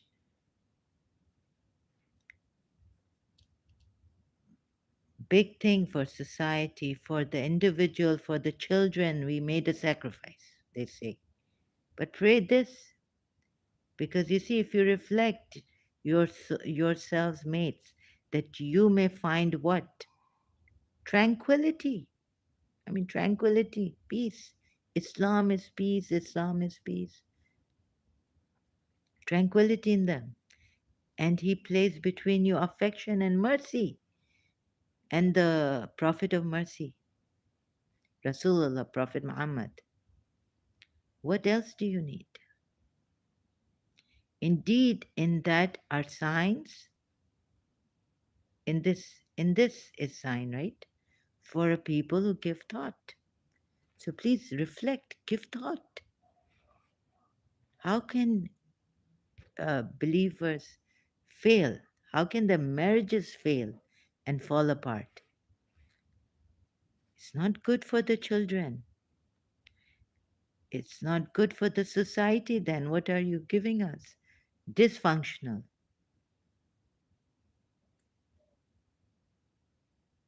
A dysfunctional. Mother Teresa says peace starts from home.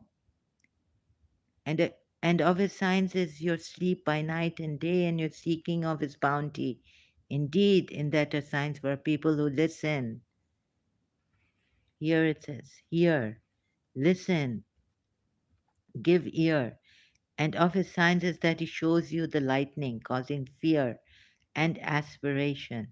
And he sends down rain from the sky, by which he brings to life the earth after its lifelessness.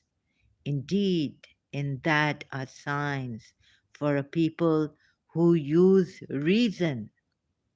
Akal. Use your reason, mind.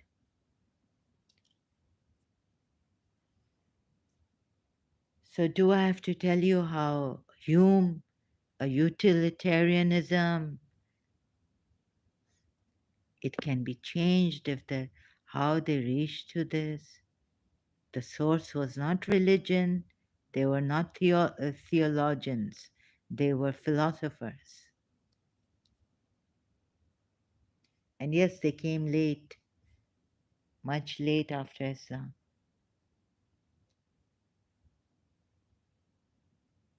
But reason, see, it's saying use your reason. And when I used my reason about Zainab bin Josh and Zaid bin Harith, it did not come to a logical thing. And here we are told he's of such exalted character. Surah Nisa. I mean, please ask yourselves, this is the way to treat the policies, wives of the policies, and how will you make them Muslims? Isn't it better to keep them like, say that you, for temporarily, uh, we don't touch you, you decide you've lost your husband, After all, aren't they human beings?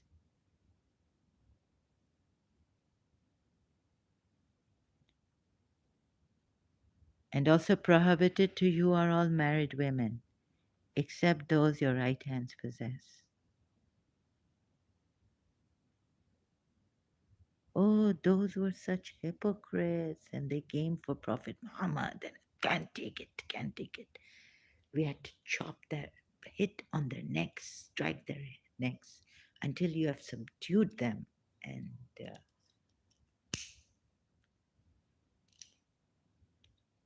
we can't take it at all. Did someone say anything bad to Prophet Muhammad? Blindly? Have you ever used reason? Where was Zainab bin Josh's reflection? Where was Zaid bin Harith's reflection? Please, ulamas, religious scholars, Shia, ulamas, where are you? Those sincere Shias.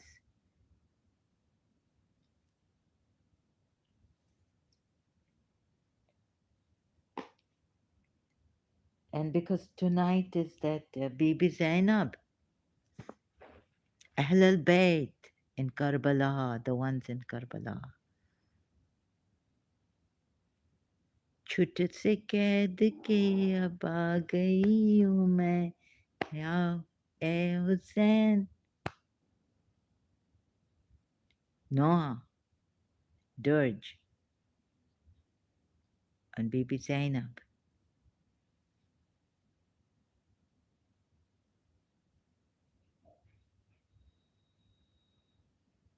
Married women, except those your right hands possess.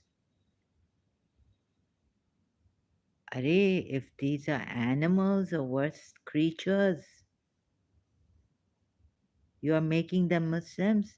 Oh, we thought, yes, these are terrible, terrible enemies of Allah, their husbands.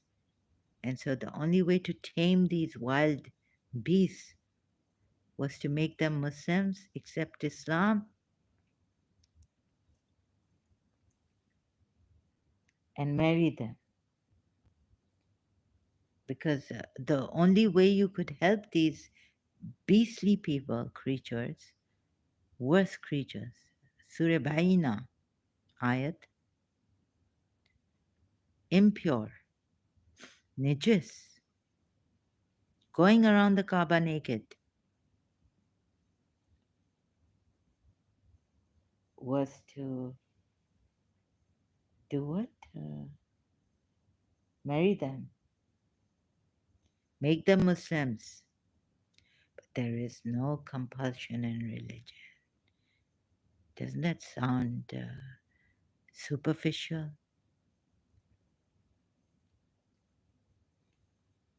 That one ayat, God knows where it popped in from. Rasulullah was saving them, made their women captives. Let me see.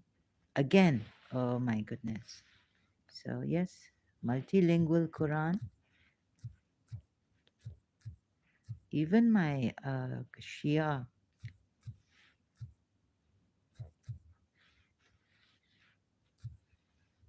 no, no, these are worse than animals. These are worse creatures. इंसान नहीं है जब तक मुसलमान नहीं बने. They are not insan. हैवान है, worse creatures. Surah Nisa.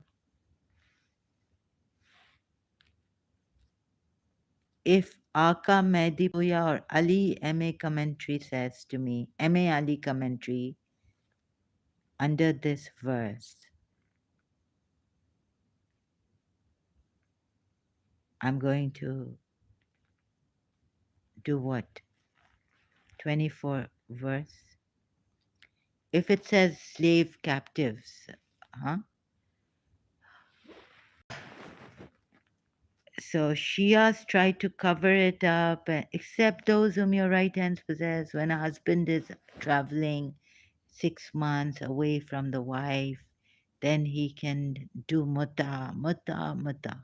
There were no captive slave girls in Prophet Muhammad's time during war. Only men were captives, but not women. Even men being captive, or God knows, was hard. The way in majlises we are told, stark difference in the Quran ayats and in the majlises of Imam Hussein. What does Aka Mehdi Puya? I've already read out this verse now. Surah Nisa ayat 24. Now, Puya Ali commentary. Something with the internet connection. Carlos, hello. Hola. How are you, Mahsanat? What brings you here? From your, are you interested in Islam or truth seeker? Also, so Mahsanat means well guarded or protected. They are married women, free and slave women, minors and insane females. Minors and insane females? I thought they were exempt. Anyways, Mahsanat means well guarded or protected.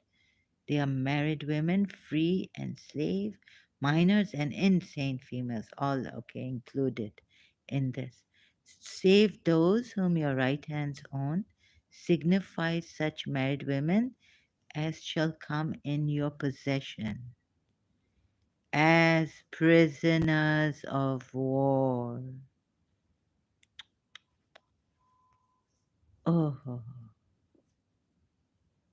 I said, if this, then I will just drop this religion, but I'm obsessed with it.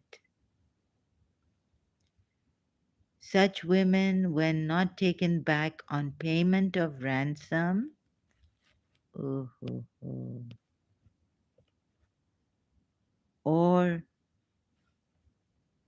or through negotiation, payment of ransom.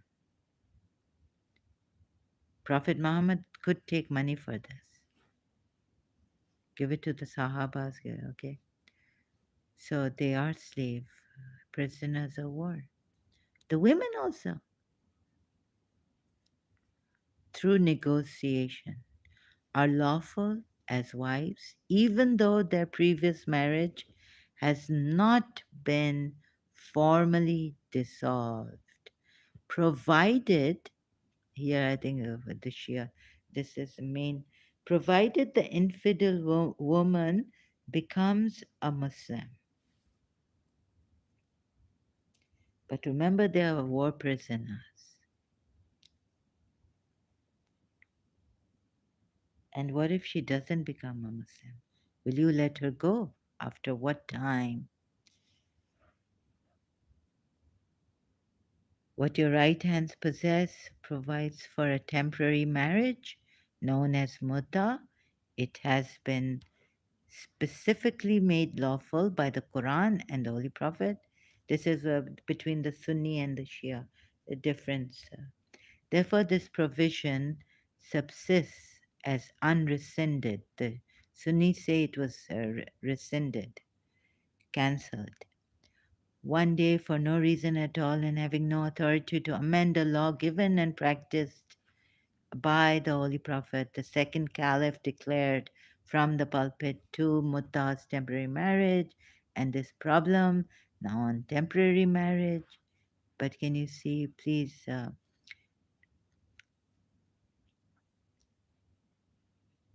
Now you have this fear of falling into sin for adultery, of adultery. Can marry a believing bondswoman. What's a believing bondswoman? This is now ayat 25 of Surah Nisa. So the Shias have explained why mutta is not cancelled. Do you see where the minds have gone? Sunnis' minds have gone somewhere else, Shias' minds have gone somewhere else, while these poor slave girls, you know, not much rights. What are the rights? What happens to them if they, infidel woman, you know what is an infidel woman? Will she be killed? Does she have to become a Muslim? If she remains infidel, then what happens to them? So, what a great religion, I tell you, Zahra. Read Surah Dha.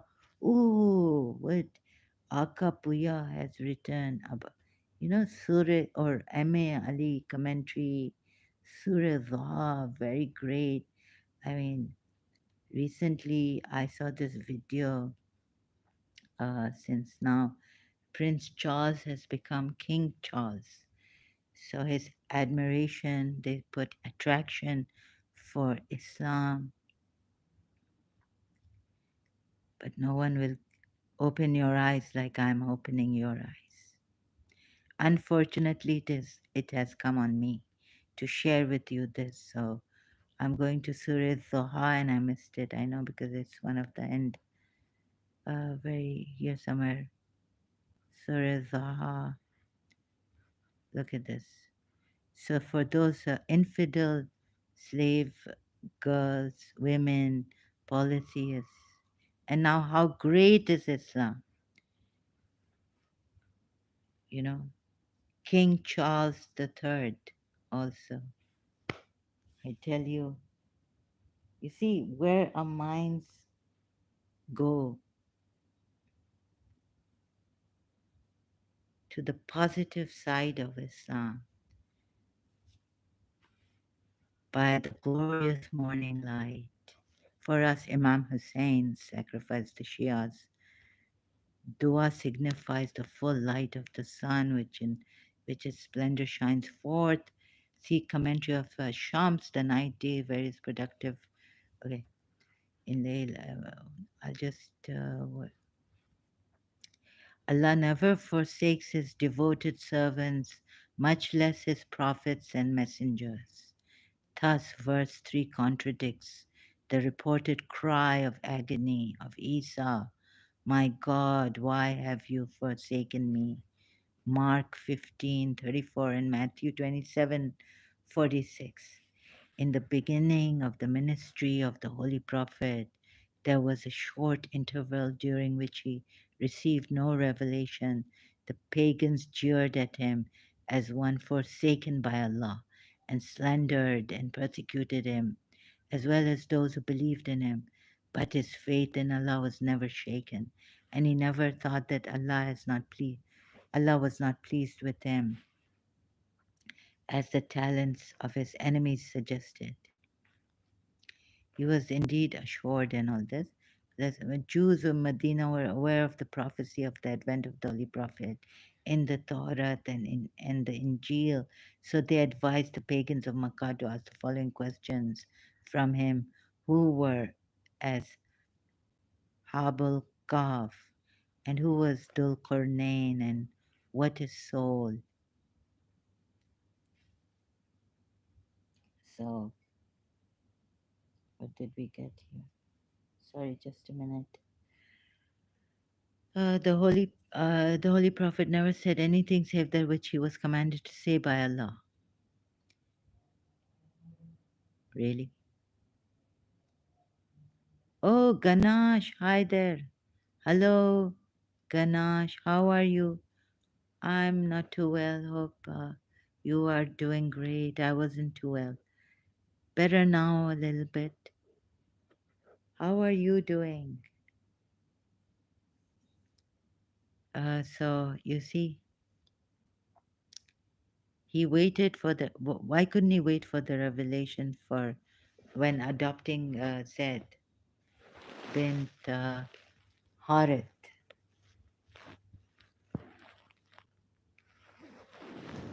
Sorry, Ganesh, I just saw your comment here. Oh, great. Hope you'll be doing great.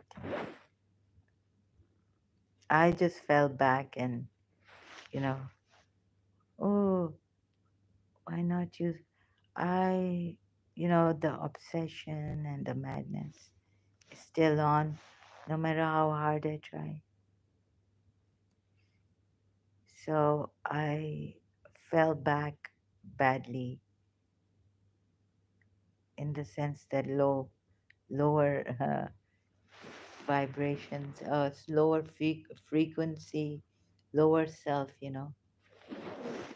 terrible behavior. So the Holy Prophet never said anything save that which he was commanded to say by Allah. He waited for the revelation to give the answers, but he did not wait. He did not wait for God to, tell him whether he should adopt Zayd bin Harith as according to the pagan Arab custom or not. Yes, I realized recently that, even this obsession I have for someone has not left me. It's very painful, excruciating, really difficult. I need God's grace and Lord's help. Because, I'm not an atheist, but an ex Muslim. It was very shocking for me. Still, this is going on. I hope you are doing more than fine.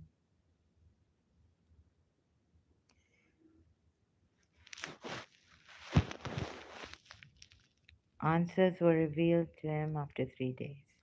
In the meantime, the pagans indulged in mischievous speculations.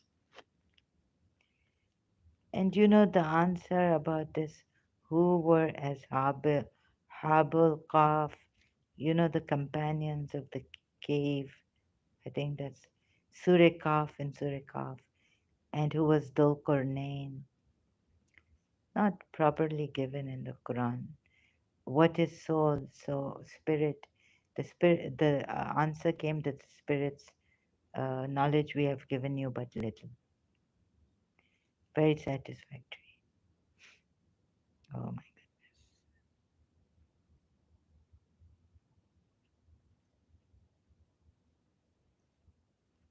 loved. No, no, hear out. Therefore, treat not the orphan with harshness. The believers in particular and mankind in general are addressed through the Holy Prophet. Helpless creatures should be treated as sacred trusts, whether they are orphans or dependents or those who are unable to assert or manage themselves on account of any cause whatever. Like some people say, spoiled brat. They don't want to work, they're lazy. Sorry, last time I told you I will come next day, but wasn't able to make it due to work. No, it's okay. Okay, great, because I had a terrible headache and I was psychically attacked so bad. I was so shocked. Like I wanted to, it was such a honor to be here and listen to you. And I thought that I told you you'd be laughing, your pain, depression away, everything. Don't worry, I'm here as your sister, as you in your pain, I understand. But I got so attacked psychically and had such a terrible headache. I felt so sick and weak. I wanted to die again. So this happens often. So I could not come that day live on YouTube. I was attacked.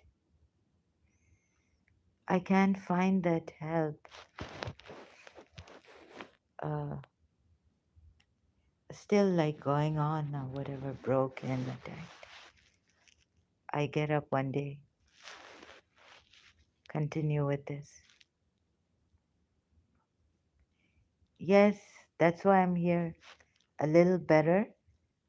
Don't I don't want to say it's quite shocking and thing unreliable, but I am unable. If I do a little bit work, like make pictures or something, then I find myself I can't uh, function much. Like, I don't know what it is, what cancer, or, feels like cancer to me. Very incapacitated. At least you're following something. Coming here keeps you busy. That is the first step. Ah, it would. But I couldn't come here for some time. Yes, this is my other passion, obsession. So this is for, I mean, I don't know. I've been coming here for a long time. I don't think this is the first step. Now, this step is stale. It should go. I shouldn't be coming here every time. And I should leave my religion. But, Ganash, do you know anyone who could help out, like spiritually? We could get spiritual protection from evil attacks. I feel a lot of negativity. I'm like being pulled down and I have to abuse someone, can't let go gracefully and all this. Uh, Tried to stop my thoughts, tried help online on YouTube, but I was getting really irritated and it was like a bad guidance or something.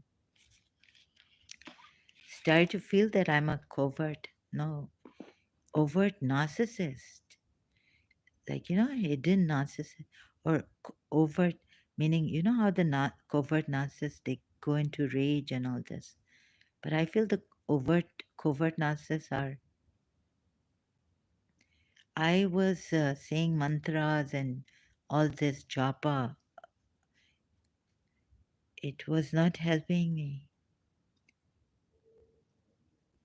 Uh, Lifting my spirits high. No, I've done everything. It wasn't helping me. So I don't know what this is. All I could do was what Muji Baba said, that if I tried, it would hurt me more. So just still silence because the headache was uh, killing, lethal, sinking, and all this. No mantra helps now. Nothing helps at that time. Pills I take, and then even pills take time to take away the pain. You was able to get NAC medicine? No, no. Are you talking about the medicine you asked me? No, I was NAC, that one for the invasive thoughts. What's NAC? No, for my headache. Oh, that one I'm not able to as yet. I can't go out. I can't do much. When I'm able to go out, let's see. But I can't go to a psychiatrist. So you said that prescription is needed. I asked my brother, and he said, well, I'll have to myself go to the psychiatrist. Yes, for thoughts, yes. But you said it cannot, I can't get it without prescription, so I'll have to go to a psychiatrist, and I cannot go to a psychiatrist. Actually, I need some spiritual help too, along with this. If I ever manage to reach the psychiatrist, before that, I'll die. It's terrible. What can help? I'm doing my best. So you see this here in Surah Dhaha. Sorry, just want to complete this. uh, very good things, financial help, ignorant people asking for knowledge and guidance, or helpless people asking for protection. Every petition should be attended to and redressed according to the resources Allah has given you.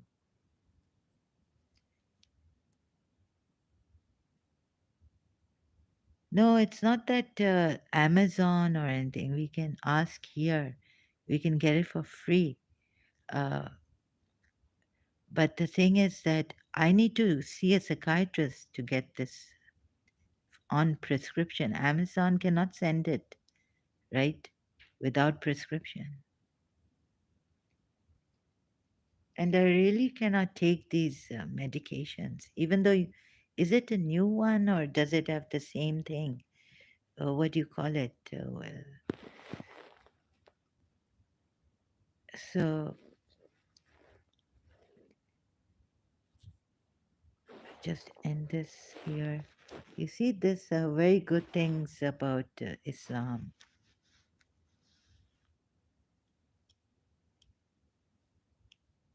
Okay, IDK, it differs country to country.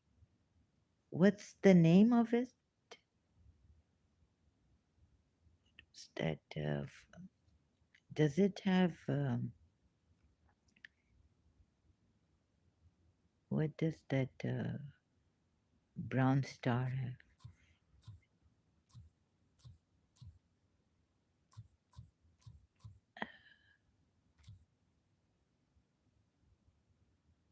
Acetylcysteine.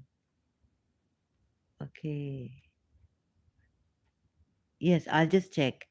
Does it have this? Does this medicine have? Because I cannot take these strong chemicalized medicines. If is it homeopathic? There's something here that psychiatric medicines have psychotropic drugs. What's it called? I've forgotten the lithium. Does it have lithium in it? Lithium is needed in these psychotropic drugs. They have quite a side effect. I cannot take these. So let me just check. Na. Thank you so much. I'm checking now.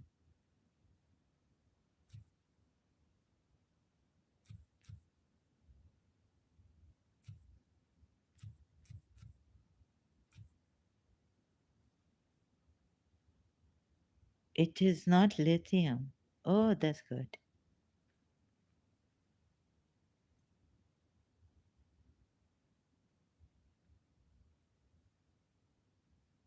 Here it is.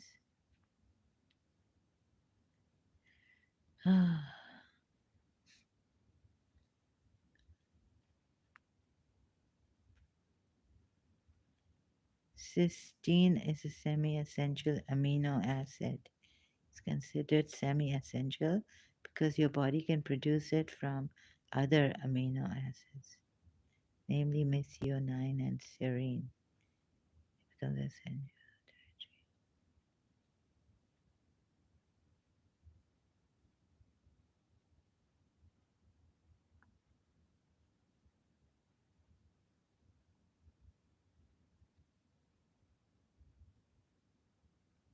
This is,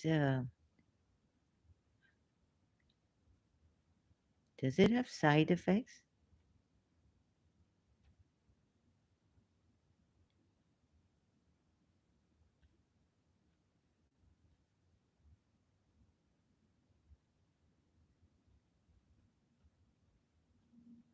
It's good for men, but I don't know if it's good for women. Immune function, dosage.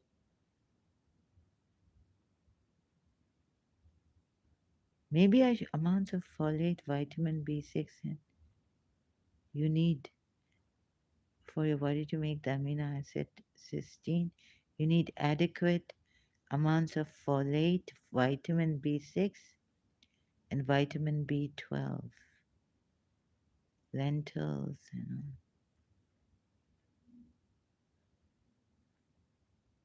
Okay, it doesn't say if any side effects of this.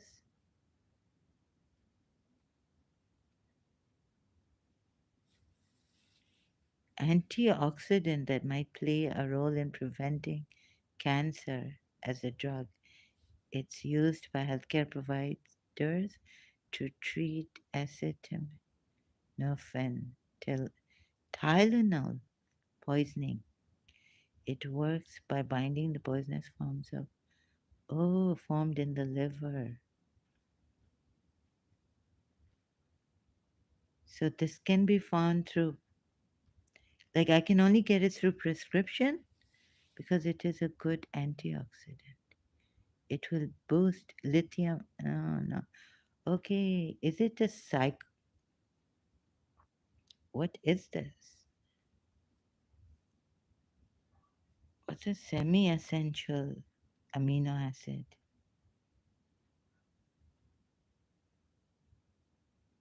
in psychiatry? Current therapeutic evidence. Okay, it's also given in. Okay, yeah, I see. Oxidant glutathione has been used to loosen. This is a. This isn't for intrusive, invasive thoughts. NAC is already there, and yes, it's in our body. This is for cancer. I feel like my liver is hurting. NAC.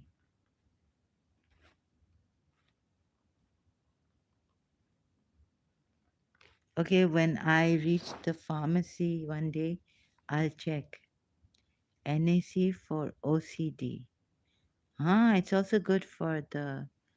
Okay, thank you. I will check this if they can give it to me over the counter, the pharmacist, without prescription. Thank you so much. And how are you doing? Hope everything is fine with you.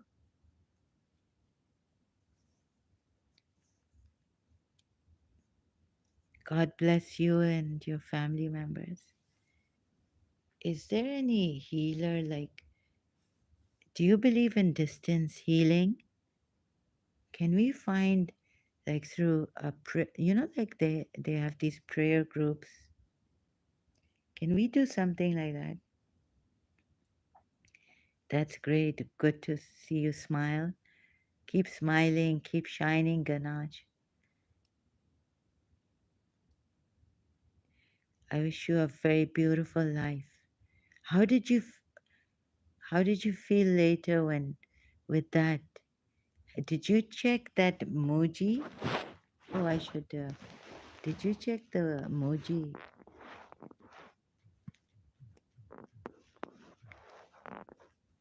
on YouTube? His videos.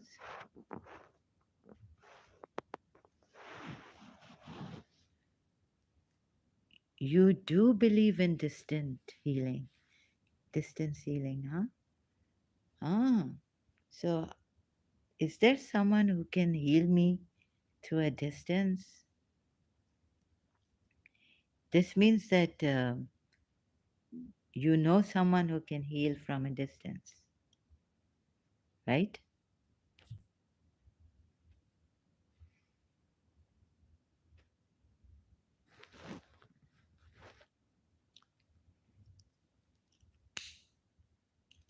And all this we need to overcome. No, I didn't check it. I forgot.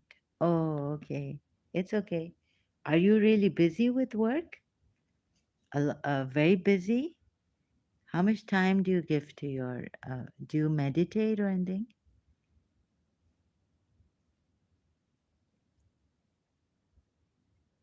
Do you feel good? Do you feel like you have energy and all?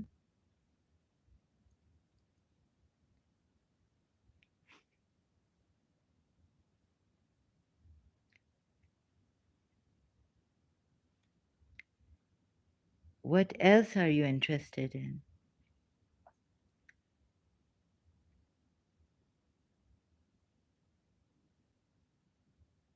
You, oh, thank you so much. I would that really appreciate that. I really do need someone for distant healing. Oh, I'm so tired.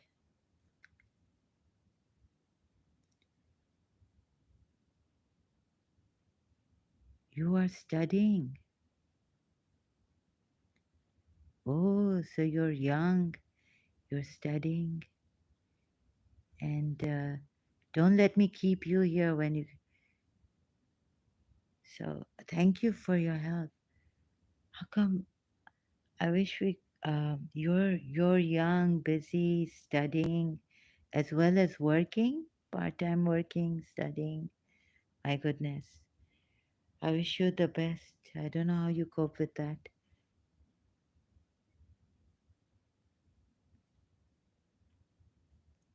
So, are you interested in all the spirituality? I'm sure.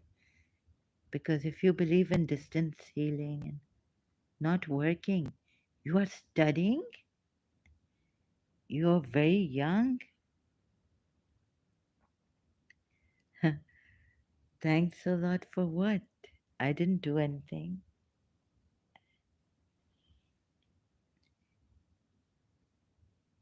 In return for all this help you've given me, and you're busy and you come here, and you're young and you're studying and you care. Oh my God. Very few people can do this. By the way, do, I completed my graduation. Okay, you're still learning? This is current. Now preparing for PG. What's PG?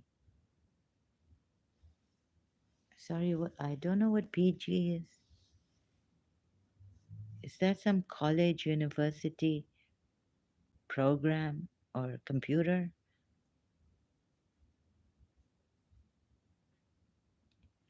Sorry, I don't know what PG is.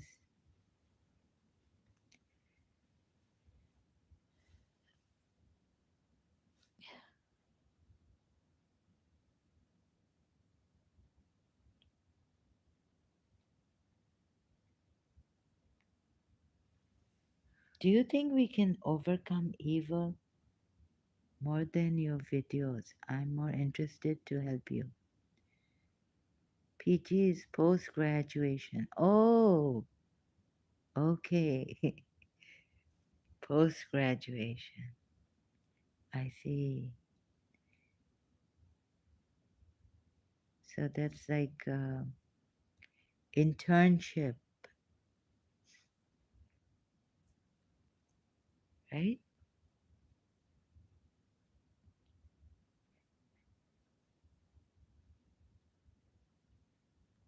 I see. All the best to you. You are young and you are interested, wanting to help me. Uh, shouldn't you be a healer at the same time?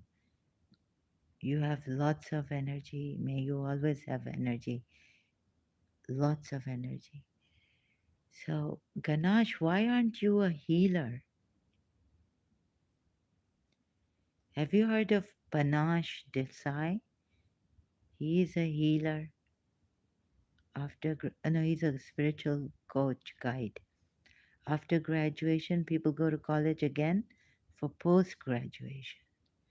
I see. So you're still in college.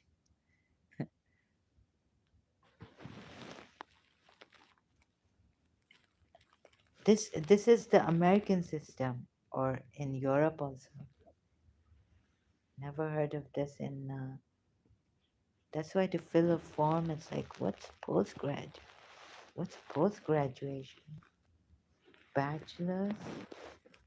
It's like master's. Oh, oh, post graduation is master's. And then comes PhD everywhere. No, post graduation, I've never, I thought it was American system because we call it master's and then PhD. So I didn't know this, that post graduation meant master's, like LLM uh, in law, right? Master's in law.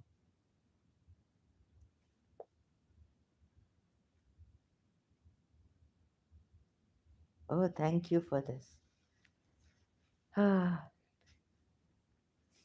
post graduation. I mean, the old way would be master's. Well, I'm doing master's, so that's post graduation. And what would PhD be now? What do they call it? Oh, Acha, in India, it's common there. Doctorate, yes. Okay. So you have the American system. In the UK, is it in the forms and all? Perhaps yes. They ask it this way. Pose what's are you doctorate for PhD? I see. Yes. Okay. So they call it doctorate for PhD.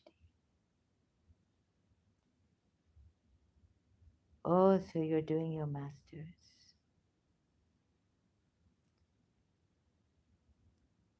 So is there can do you have a group of people, or can you find a group of people where we can, it's like a ashram, like gurus, like common people getting together, and so that the not only you alone have this weight on your shoulders for me, so that we can, have this group of people, gurus, together and help each other, distance healers, sending positive vibes, whatever we can contribute. It is difficult to find a group. That difficult in India, and you're the only caring, like, difficult. So how come gurus and all, they are in a group?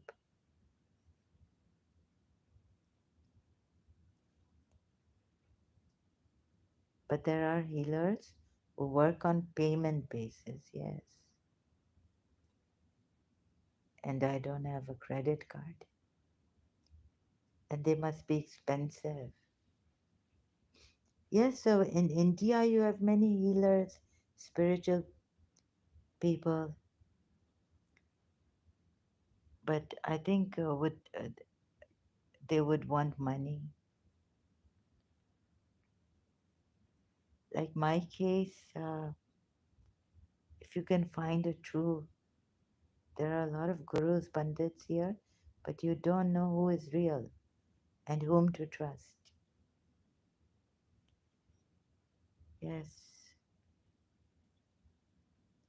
who is a fake healer? God knows. I've there may be many, but why do they want to be fake? Why do they want to hurt people? Maybe they're covert narcissists. They just want the name and fame. I sometimes sound very innocent and naive, to tell you the truth, but the world has such brutal people just for money. Because we are not specialized in this, so we can't really judge correct from wrong just for money or even for fame. And they take on such responsibility as to guide the people. Really, I don't know what this is. It's such a shame, so sad. But I was following Sri Ravi Shankar ji. Now I'm looking at trying to check all the gurus in India, Sadhguru. Many Babus here in India went to jail. That's so sad.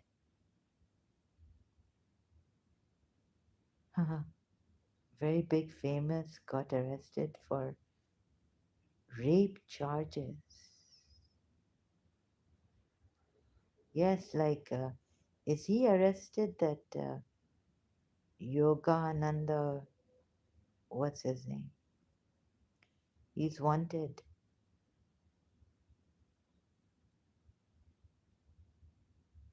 So these people, they learn spirituality from India. India is a treasure. Uh, you know Dr. Pillai, Bhaskaran Pillai also. I've gone to his some meditations, trying everything I can. You know, Qigong kind of works, but then I get attacked so badly. Oh, it's such a sad place to be with this world. So, gurus, India's spiritual people are trying to these Allah. There's so much poverty in India to help people. Can we try somewhere? This is so sad and tragic. So there are some people, some gurus I found, masters, they say. I'm relying on science and all, but my health is not getting any better. Do you think I can? See, I'm asking you, it shouldn't be like this. All these gurus here. Do you think I can trust Paramahamsa Vishwananda? What are they doing? And Allah, I hope in try out anonymous group.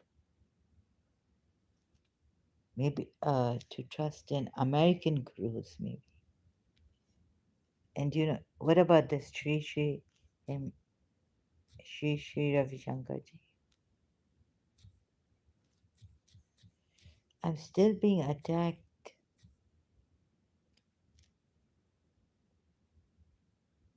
What about this guru?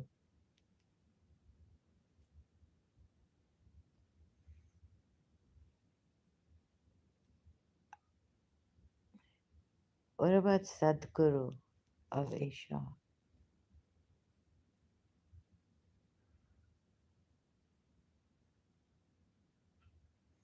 Here we have contradictions. Follow Sri Ravi Shankar if you are benefited. He is legate. Search obsessive, compulsive, anonymous.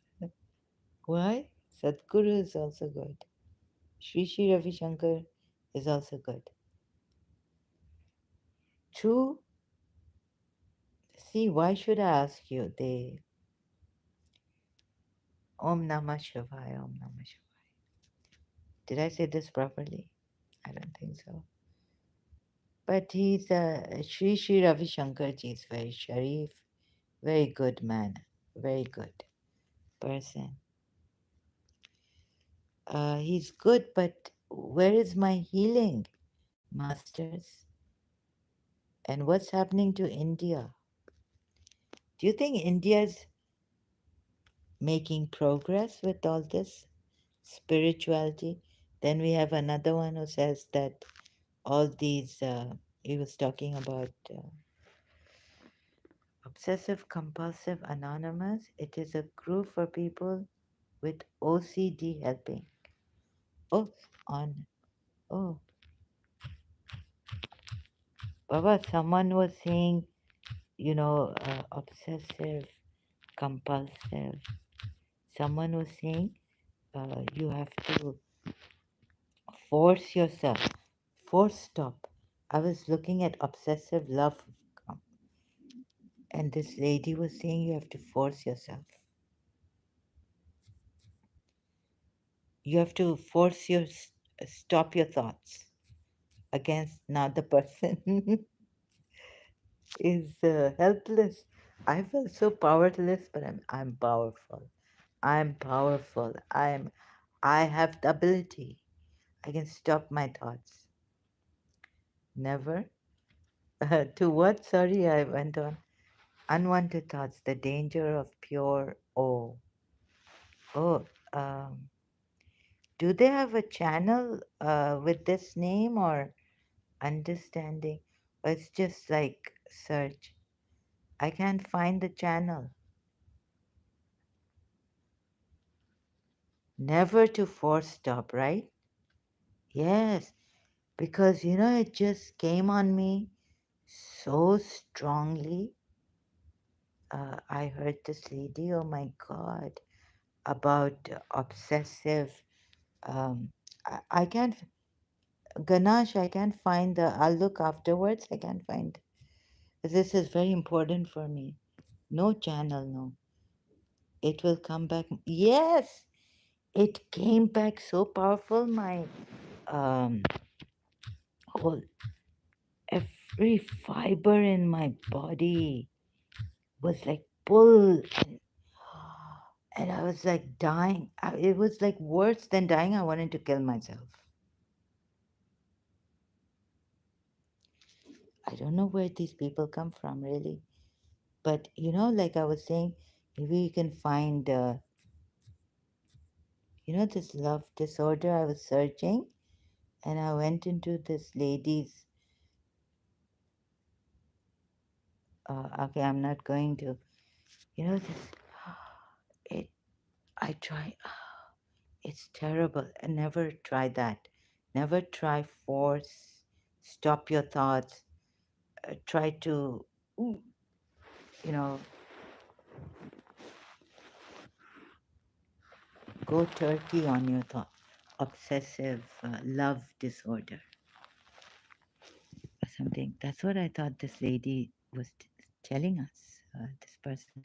Anyways, I don't want to get into more trouble. I've been, a police person. Like, better not say anything. It will come back more powerful. Yes, please. It was like terrible. And this is like bad, terrible. It's because you see, the person is feels, and I realized that but they won't. You should. They tell us don't say that you are helpless. No one is helpless. What was your experience with lithium? Lithium?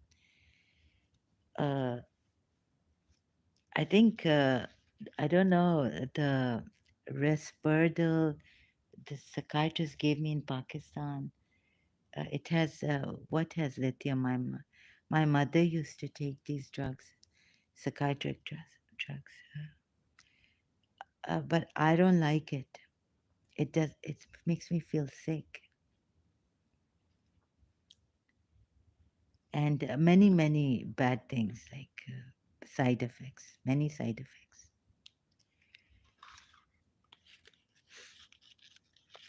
A lot of these poor obsessive love disordered people like me.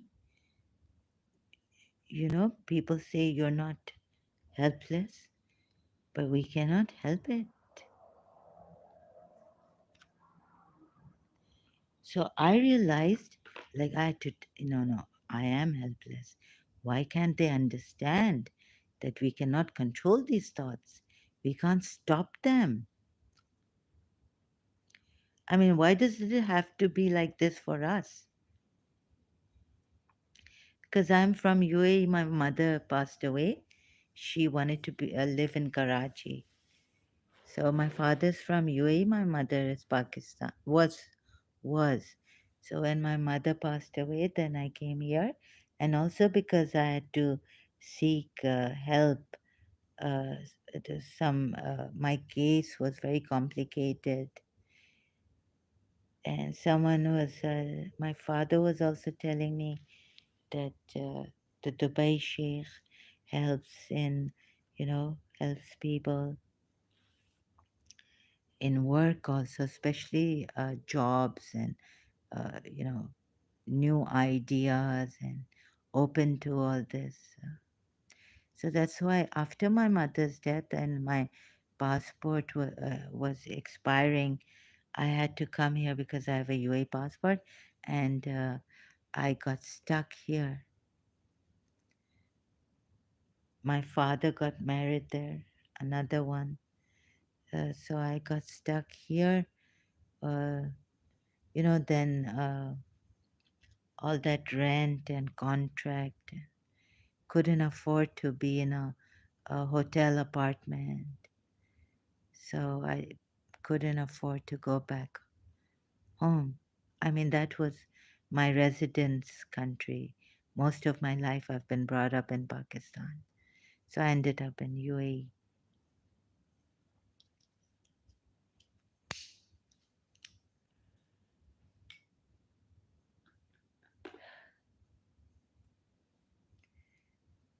And I thought I could trust UAE uh,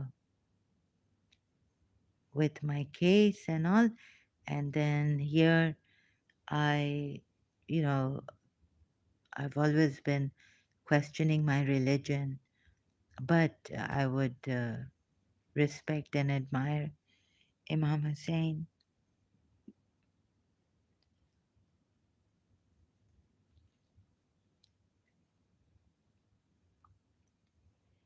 So, drugs? No, no, no. I have one bad habit and that's enough. You see, drugs, no. Tea and cigarette smoking. So, no, no. And you can't have drugs here in UAE. But if you mean psychiatry, sapient medicine, OCD, YouTube. Okay, search for that. You're so helpful. I think you should become a guru.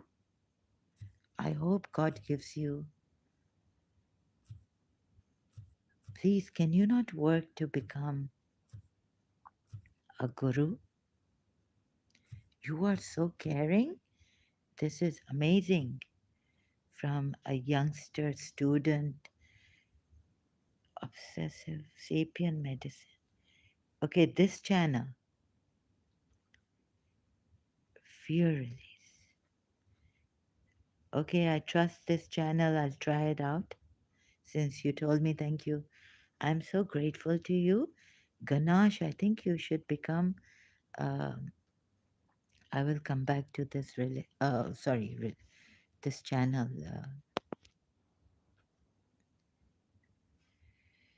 I just want to join the. Oops, I don't want to play this. I just. How do you? I always have trouble going to that. Okay, here I subscribe to them and see. Good. I'll. So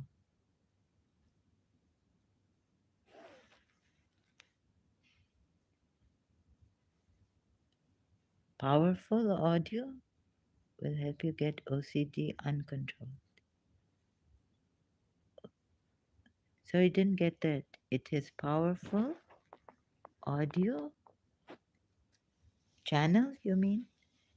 Will help you get OCD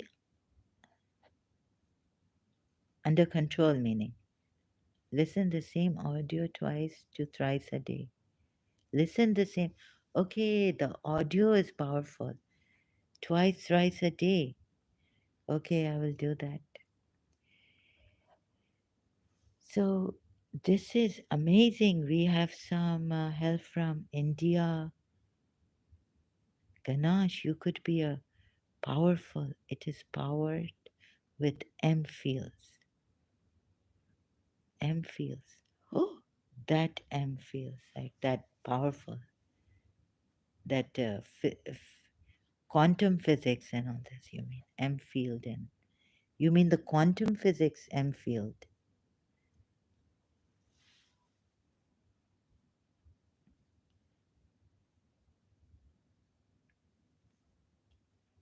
Oh my God. Panache, you can be like, wait, you're such a caring person. You cannot, I hope you become a healer. Like, do you know about him? Panache Desai. He's become really famous. He, I think he's in London, UK. It is like distant healing only. The person who creates it gets into meditative state and then creates it. Wow. Oh, then creates this M fields. And then you can, it's like a automatic self healing, distance healing. Wow. And it's for free. They don't charge anything.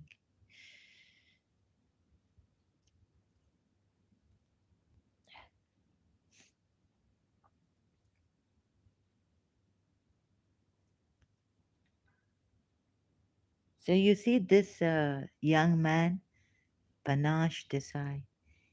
Your name is Ganache and his name is Panache Desai.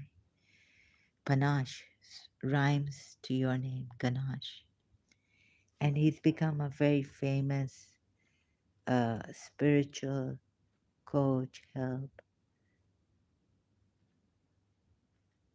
One day hope to see you like him. Do you ever have this feeling that you want to help out and be a healer?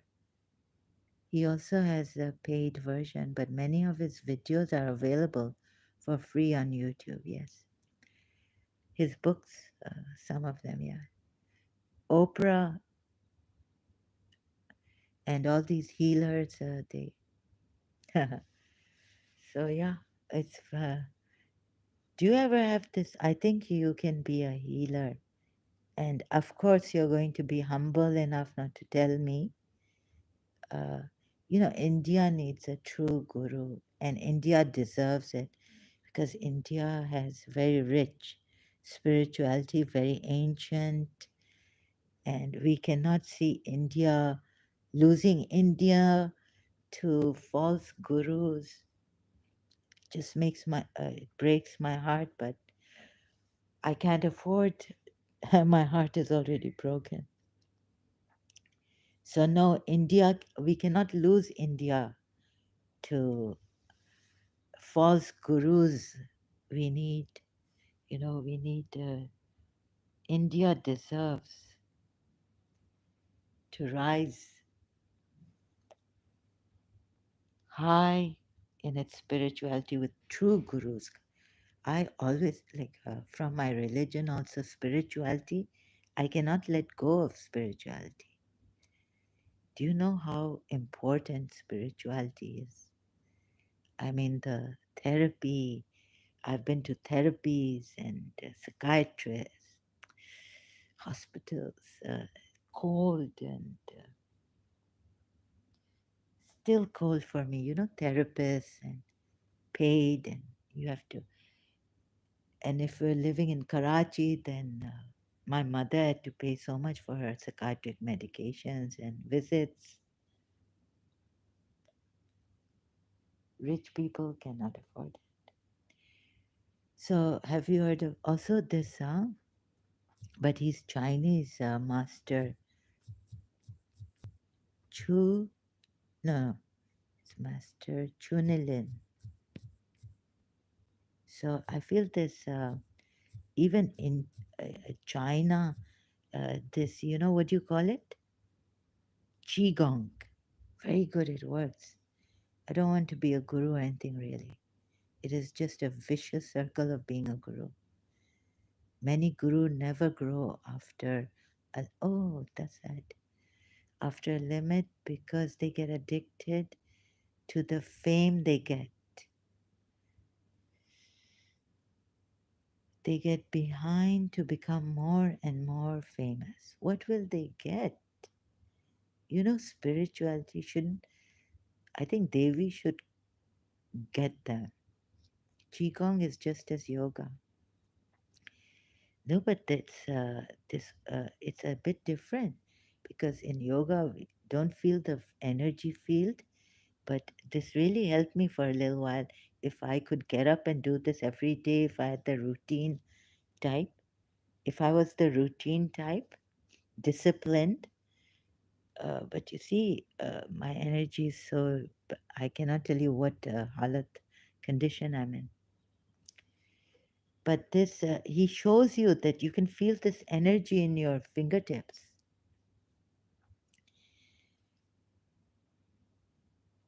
In yoga, do feel energy field. But no guru has kind of told us a lot of energy. I didn't feel it. Okay, I don't do the yoga asanas, but in meditation, I see you get chills through your spine. Oh, no, I've never. But how come? Why should these gurus? I'm a bit worried. You've got me worried about India because, you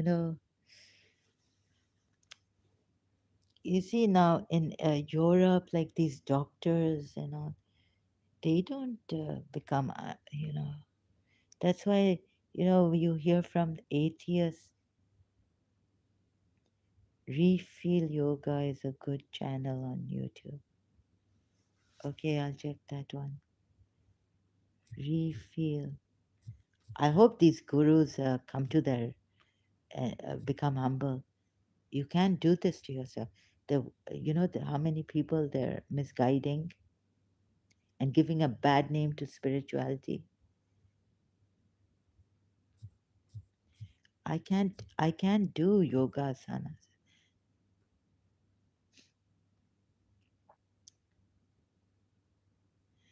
30-day meditation. So I did some challenges with Dr. Deepak Chopra. People in India do anything in the name of God. Oh, goodness.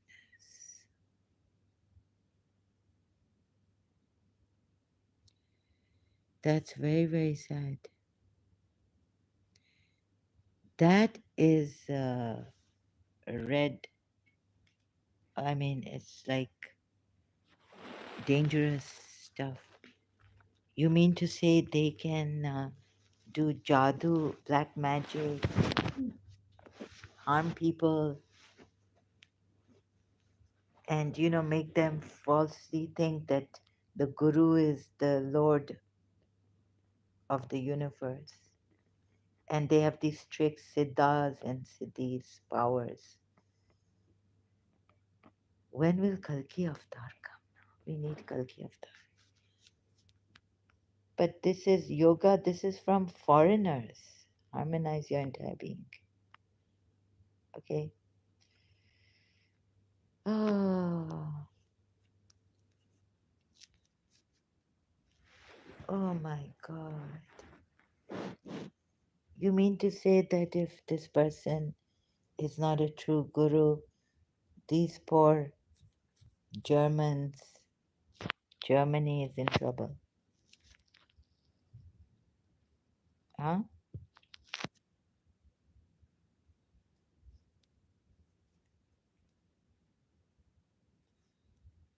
I see. I have to give it some time. But I've been in this, doing this since I got Shakti Goen's book. You know Shakti Goen's book, Creative Visualization. You mean these gurus, they can make you feel like they are Kalki helpers and they have some siddhi powers, and we're gone. Following them, I've been asking this master, please give me healing. One of his disciples said, This mantra, say this mantra, it will help you. Now I feel a connection with this guru. I can't believe it. So they're covert narcissists.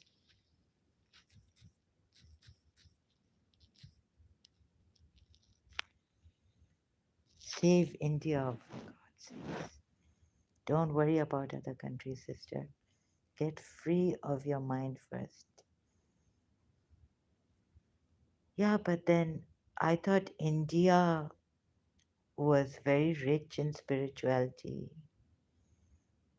Now, if I get in the hands of a wrong guru, I'll be in a, I'll be gone case. Keep doing what you feel good in. Sometimes, the mind doesn't even think straight, think properly to recognize who is a false. I've been doing this since ages, not getting the right, what do you call it, results. And still, like in a very desperate situation when your morale is low. India is rich in spirituality, but you have to be aware.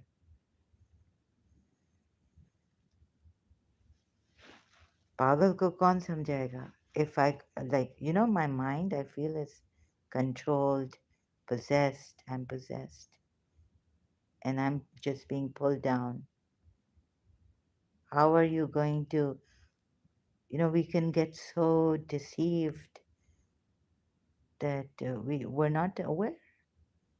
We lose awareness of that. You mean beware, right? Oh, well, it is sad. I will concentrate. I will try to help myself. Sometimes I guess you have to say, I am divine. This is all common in OCD.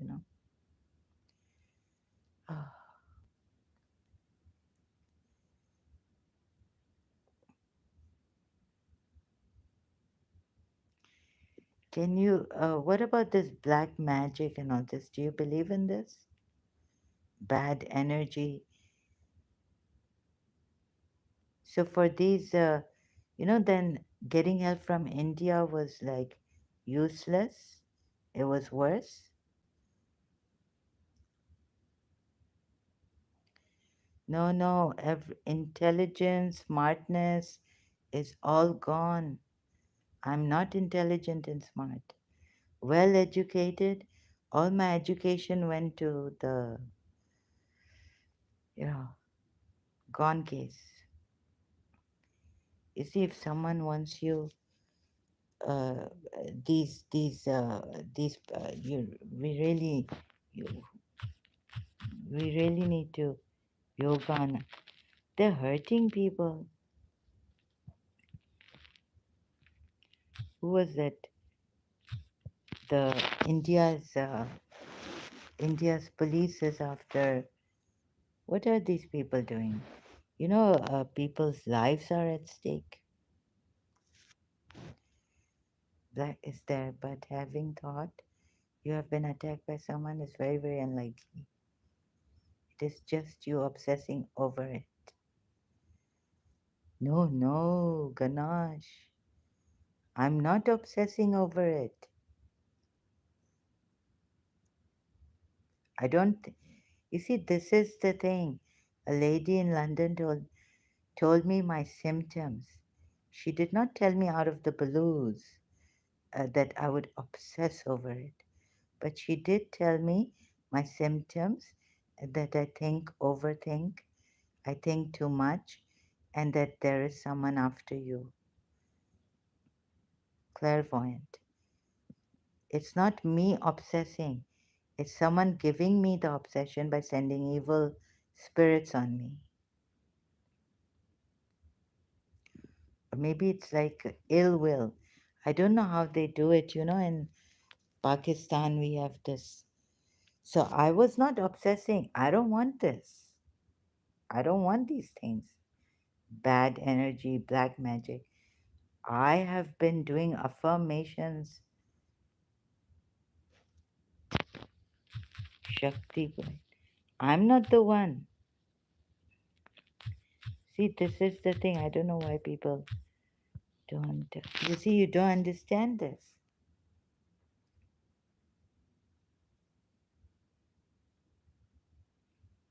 Come on, sister. Telling OCD symptoms is not a big deal. No, no.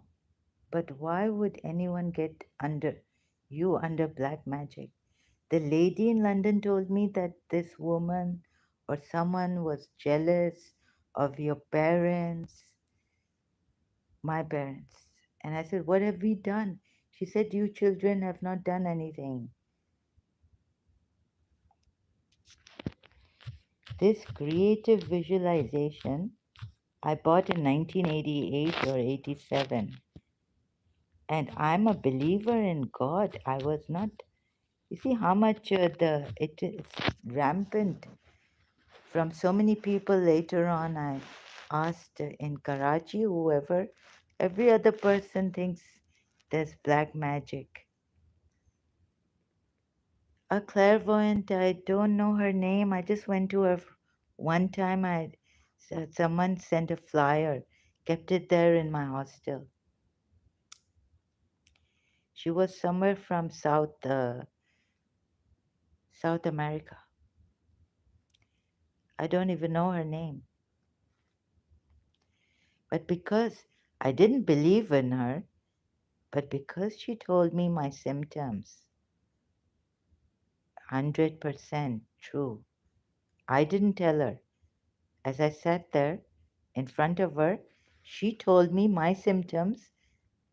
And I was yes, your whole left side hurts.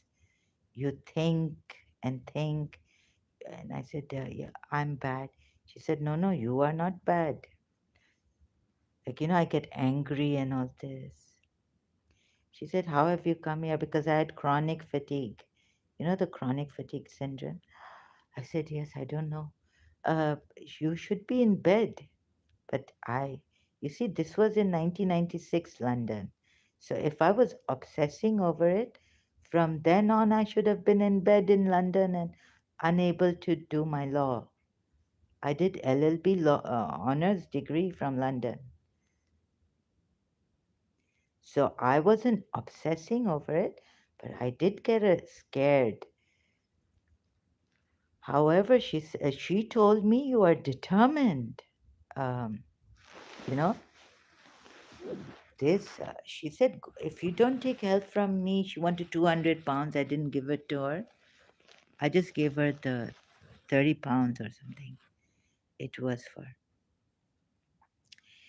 She said you should have been bedridden, and there were some shocks when I was in Karachi before that, and I had chronic fatigue, and I felt like some days like I have some uh, very serious disease because my energy was draining. I could see that when I was young, I used to shop in London, not get tired, play sports, not get tired. And then I started to have chronic fatigue since I was 20 or 21 years old. But I wouldn't tell people, and they couldn't get it. I wouldn't show people, that I had chronic fatigue or depression. But it would tell sometimes when I couldn't go to school, O levels. So, no, I was not the one obsessing. And people tell me, oh, you think too much and this and that. But that lady told me, no, it's not you. She said, you take one step forward and three steps back. And this creative visualization book, from Karachi, I got this book by Shakti Gawain. I started to do affirmations. I learned how to pray, to do affirmative prayers. Like it's not that I'm needy and I want this and that, but that I am happy. I am healthy, 100%, in perfect health.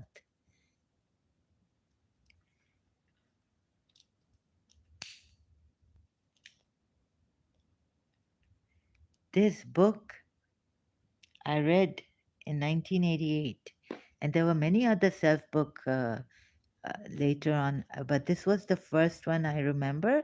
And the power of your subconscious mind, the power of this power of your this also in Karachi many years back, 1990 somewhere. Power of your subconscious. You know this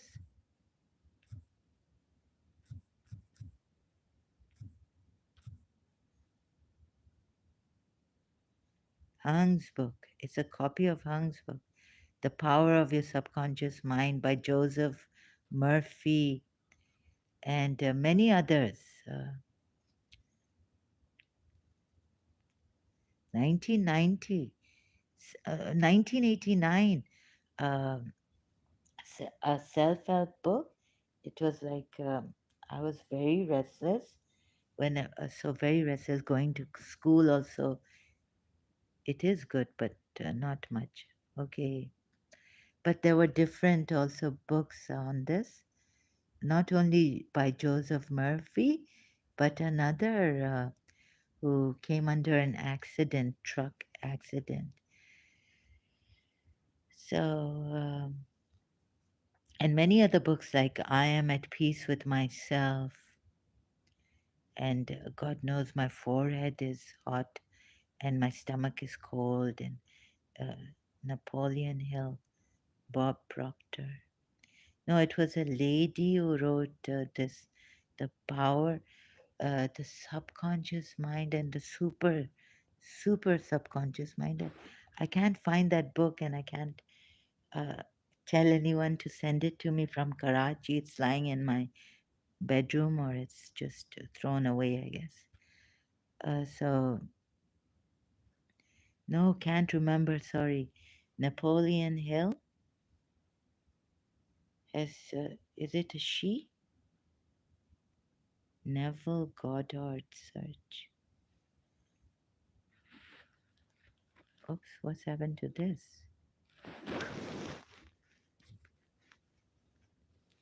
Neville.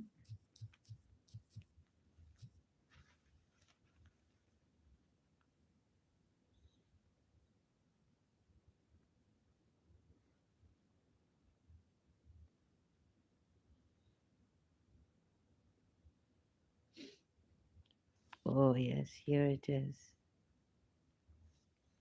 Who is he? Neville Goddard. God and I are one. 1972 lecture, own voice, full transcript. So you seem very like, why are these messages retracted? Thank you so much for your help.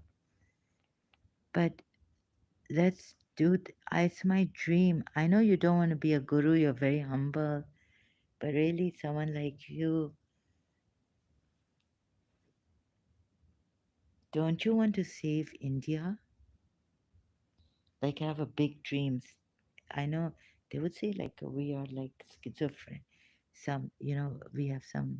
No, I mean, what's that? When you think like you can be the savior, we can, we can try to savior of the world. Of course, we're not, but this is a very like wishful thinking. We are wishful thinkers.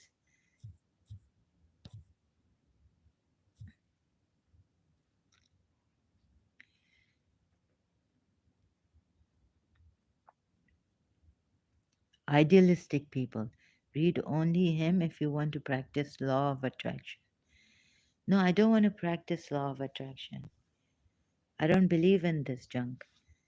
Uh, the law of attraction and all this. I believe in this. There's this energy, the secret, and down the rabbit hole, the secret. And Dr. Amit Goswami, the secret view, first 20 minutes. You don't believe because you have been reading Joseph Murphy. No, no, no. Joseph Murphy was like many years back. No, no. Do you know this? But I've read Jiddu Krishnamurti. Do you know Jiddu Krishnamurti? Ending of Time. He's the best. Without a guru.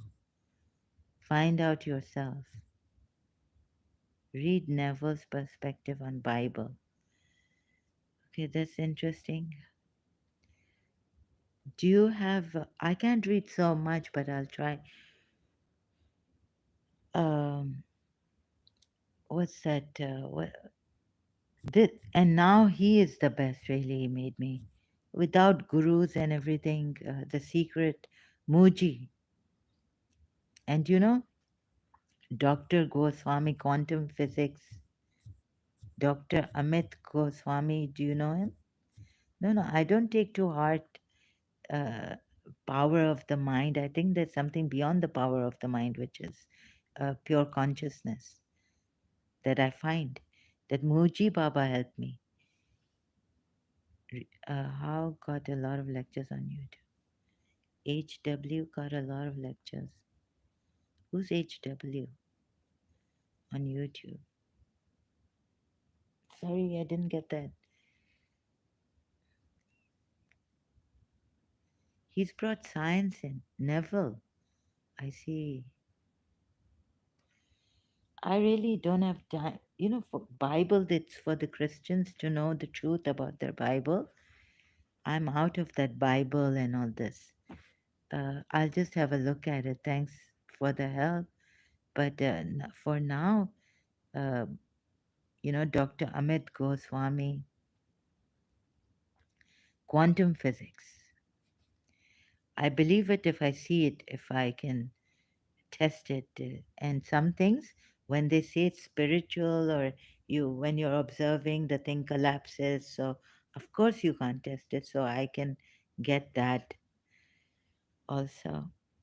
So, Dr. Amit Goswami. We create our own reality. And you know also him, Sir Sir Peter Russell. He looks like my neighbor.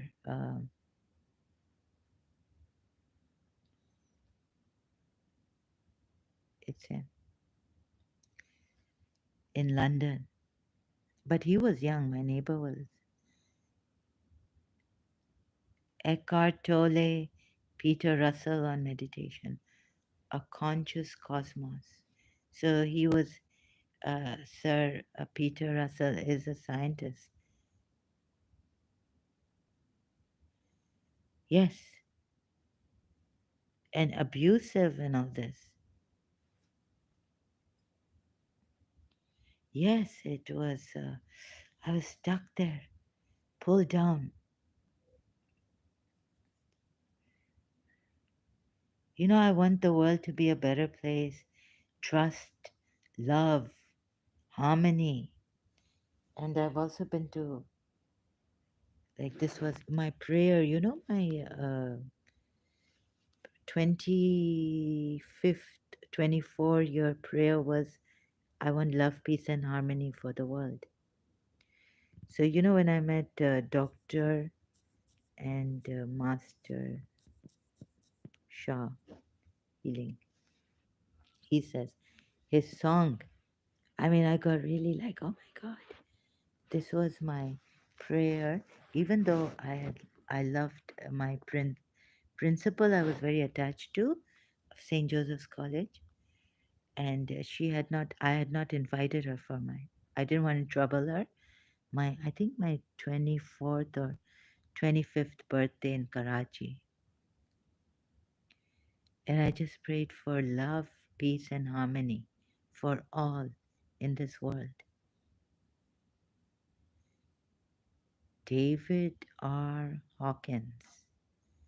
He's a Mr. Hawkins, the scientist, teach, taught, taught to teach to come out of it in a scientific.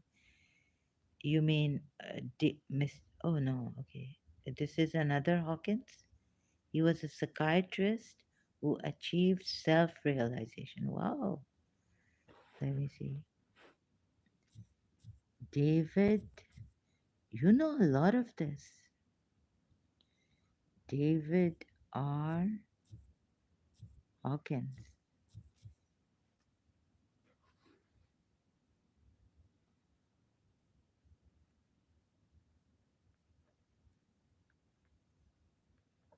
Oh,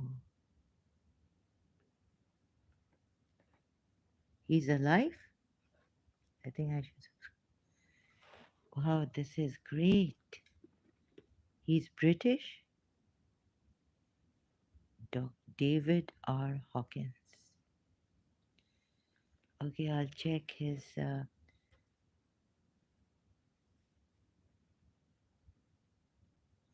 one video so I'll come in my. And so many are there.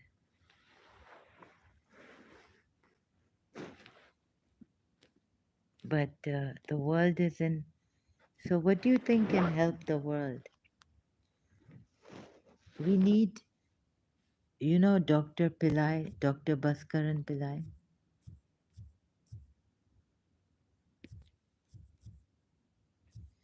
I was being, I thought, or I felt, oh, so my vibration levels video. What's vibration levels?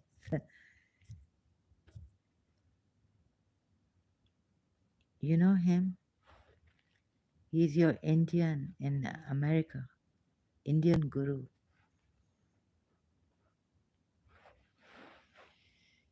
Vibration levels video of his. You mean David R. Hawkins?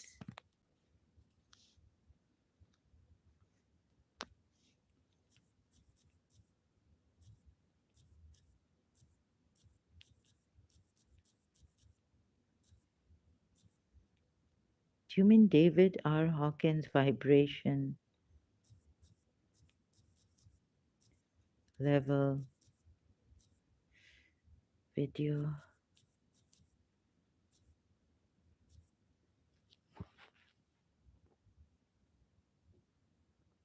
Sorry, I didn't get you. Conscious. Maybe you. Do you mean vibration levels video on YouTube? To search for that? Now my voice, my energy is gone. My liver is hurting, I think.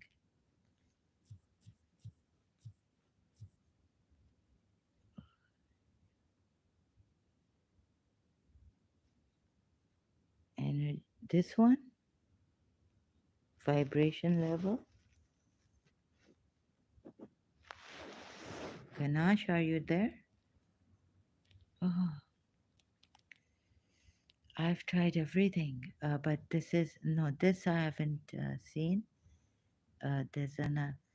Uh, there are so many of them.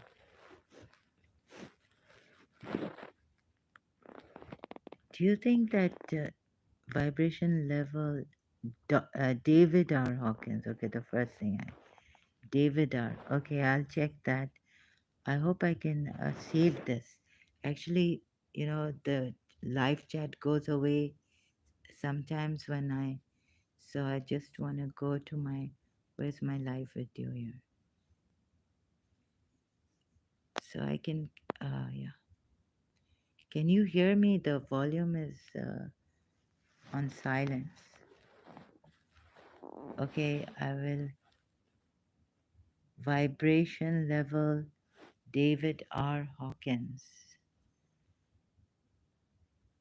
Uh,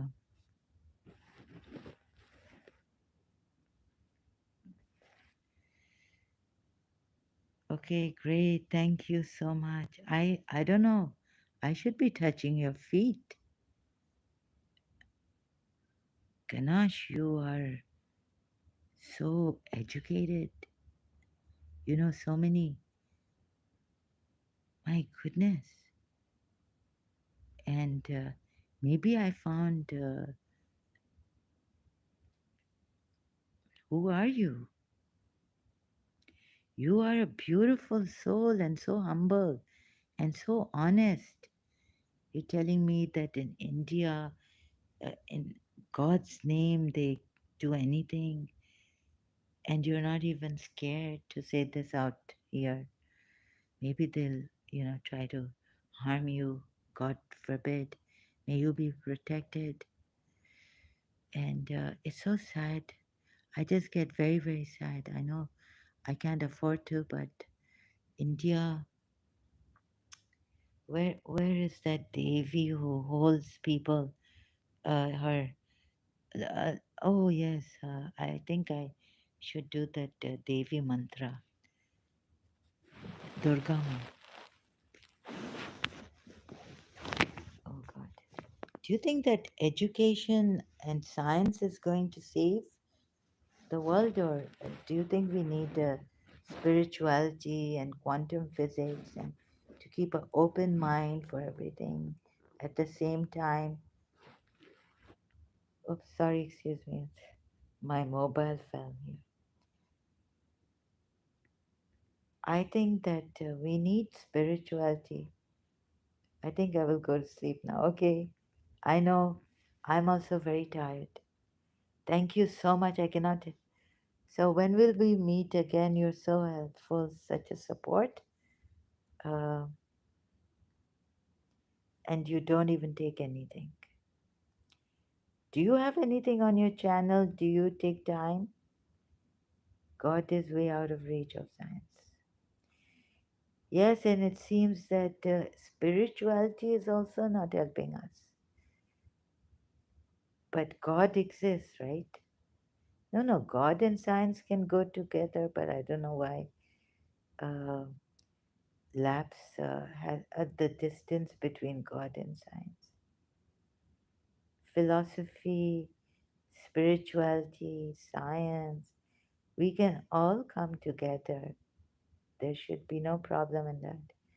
But as many minds as we have, I guess, we have problem. Mind is the culprit. And you see this material world, very, very strong. So people laugh. Some people think that spirituality is junk. It won't make India progress. Science cannot explain it. Yes, science has to realize that science has some limitations. And that's why science cannot explain it. It's not because God does not exist, but you see, the evil that exists, atheists and atheists try to tell us that, yeah, I can understand atheist point of view and all these religions, the way they've disillusioned people from God. But there is a lack of evidence of God also. So we need to see through spirituality. India is progressing at a very good rate. That's one good, great news. Ganache, thank you. Yes, I don't think Indians should, I mean, their religion and all this, it's no hard and fast rule. India has a variety, and India's education system is also much, much, much, much better than Pakistan's education system. Google CEO, huh? Google CEO is Indian. Yes, I heard someone was saying on the one you, but the founder of Google is not. Has he become Adobe CEO is Indian?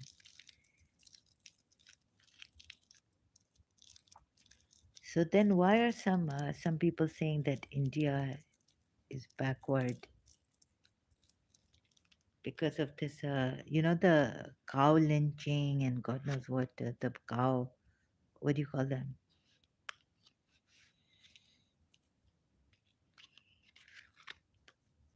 Adobe CEO is Indian.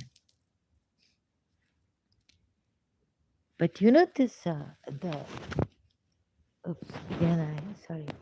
You know when I go to these Indian Hindu Times and all this, too many ads and all this. Like, so is India an honest? I don't think India is an honest country. I can't trust this problem. I can't trust. India is not a very honest country, right? Indians are not honest. Like you go to London and it's so honest. Oh, so I wish India and Indians would become honest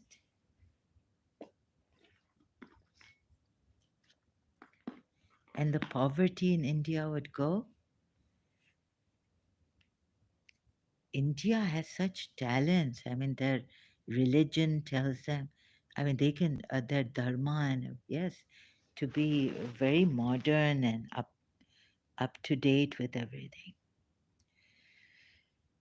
So religion is not their dharma is very open, like open minded. I don't know why these gurus do this to India. To know that there is spirituality, to know that when you know that spirituality is there, and so God is there, wouldn't God punish you if you harm a life or misguide? The same thing with Islam. When I see now that I see that it's lied, it makes me so angry and miserable. So very terrible, really.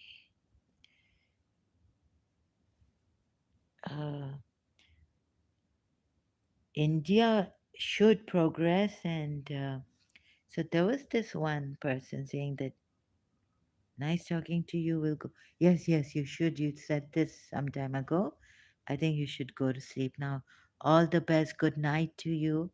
Uh, Sleep deeply, sleep soundly, peacefully, and I wish you the very best and can't thank you enough. Touch your feet. You are a great soul. You are a great person, and hope you will. I know that you hope. I wish the best for you. So may all evil be away from you, and may you always be protected from it, and may you have the power to overcome every and any challenge in life. Thank you so much, brother Ganash. Thank you. I'll also be leaving now. All the best. See you next time. Hope to be lucky to have you as my special, very special guest,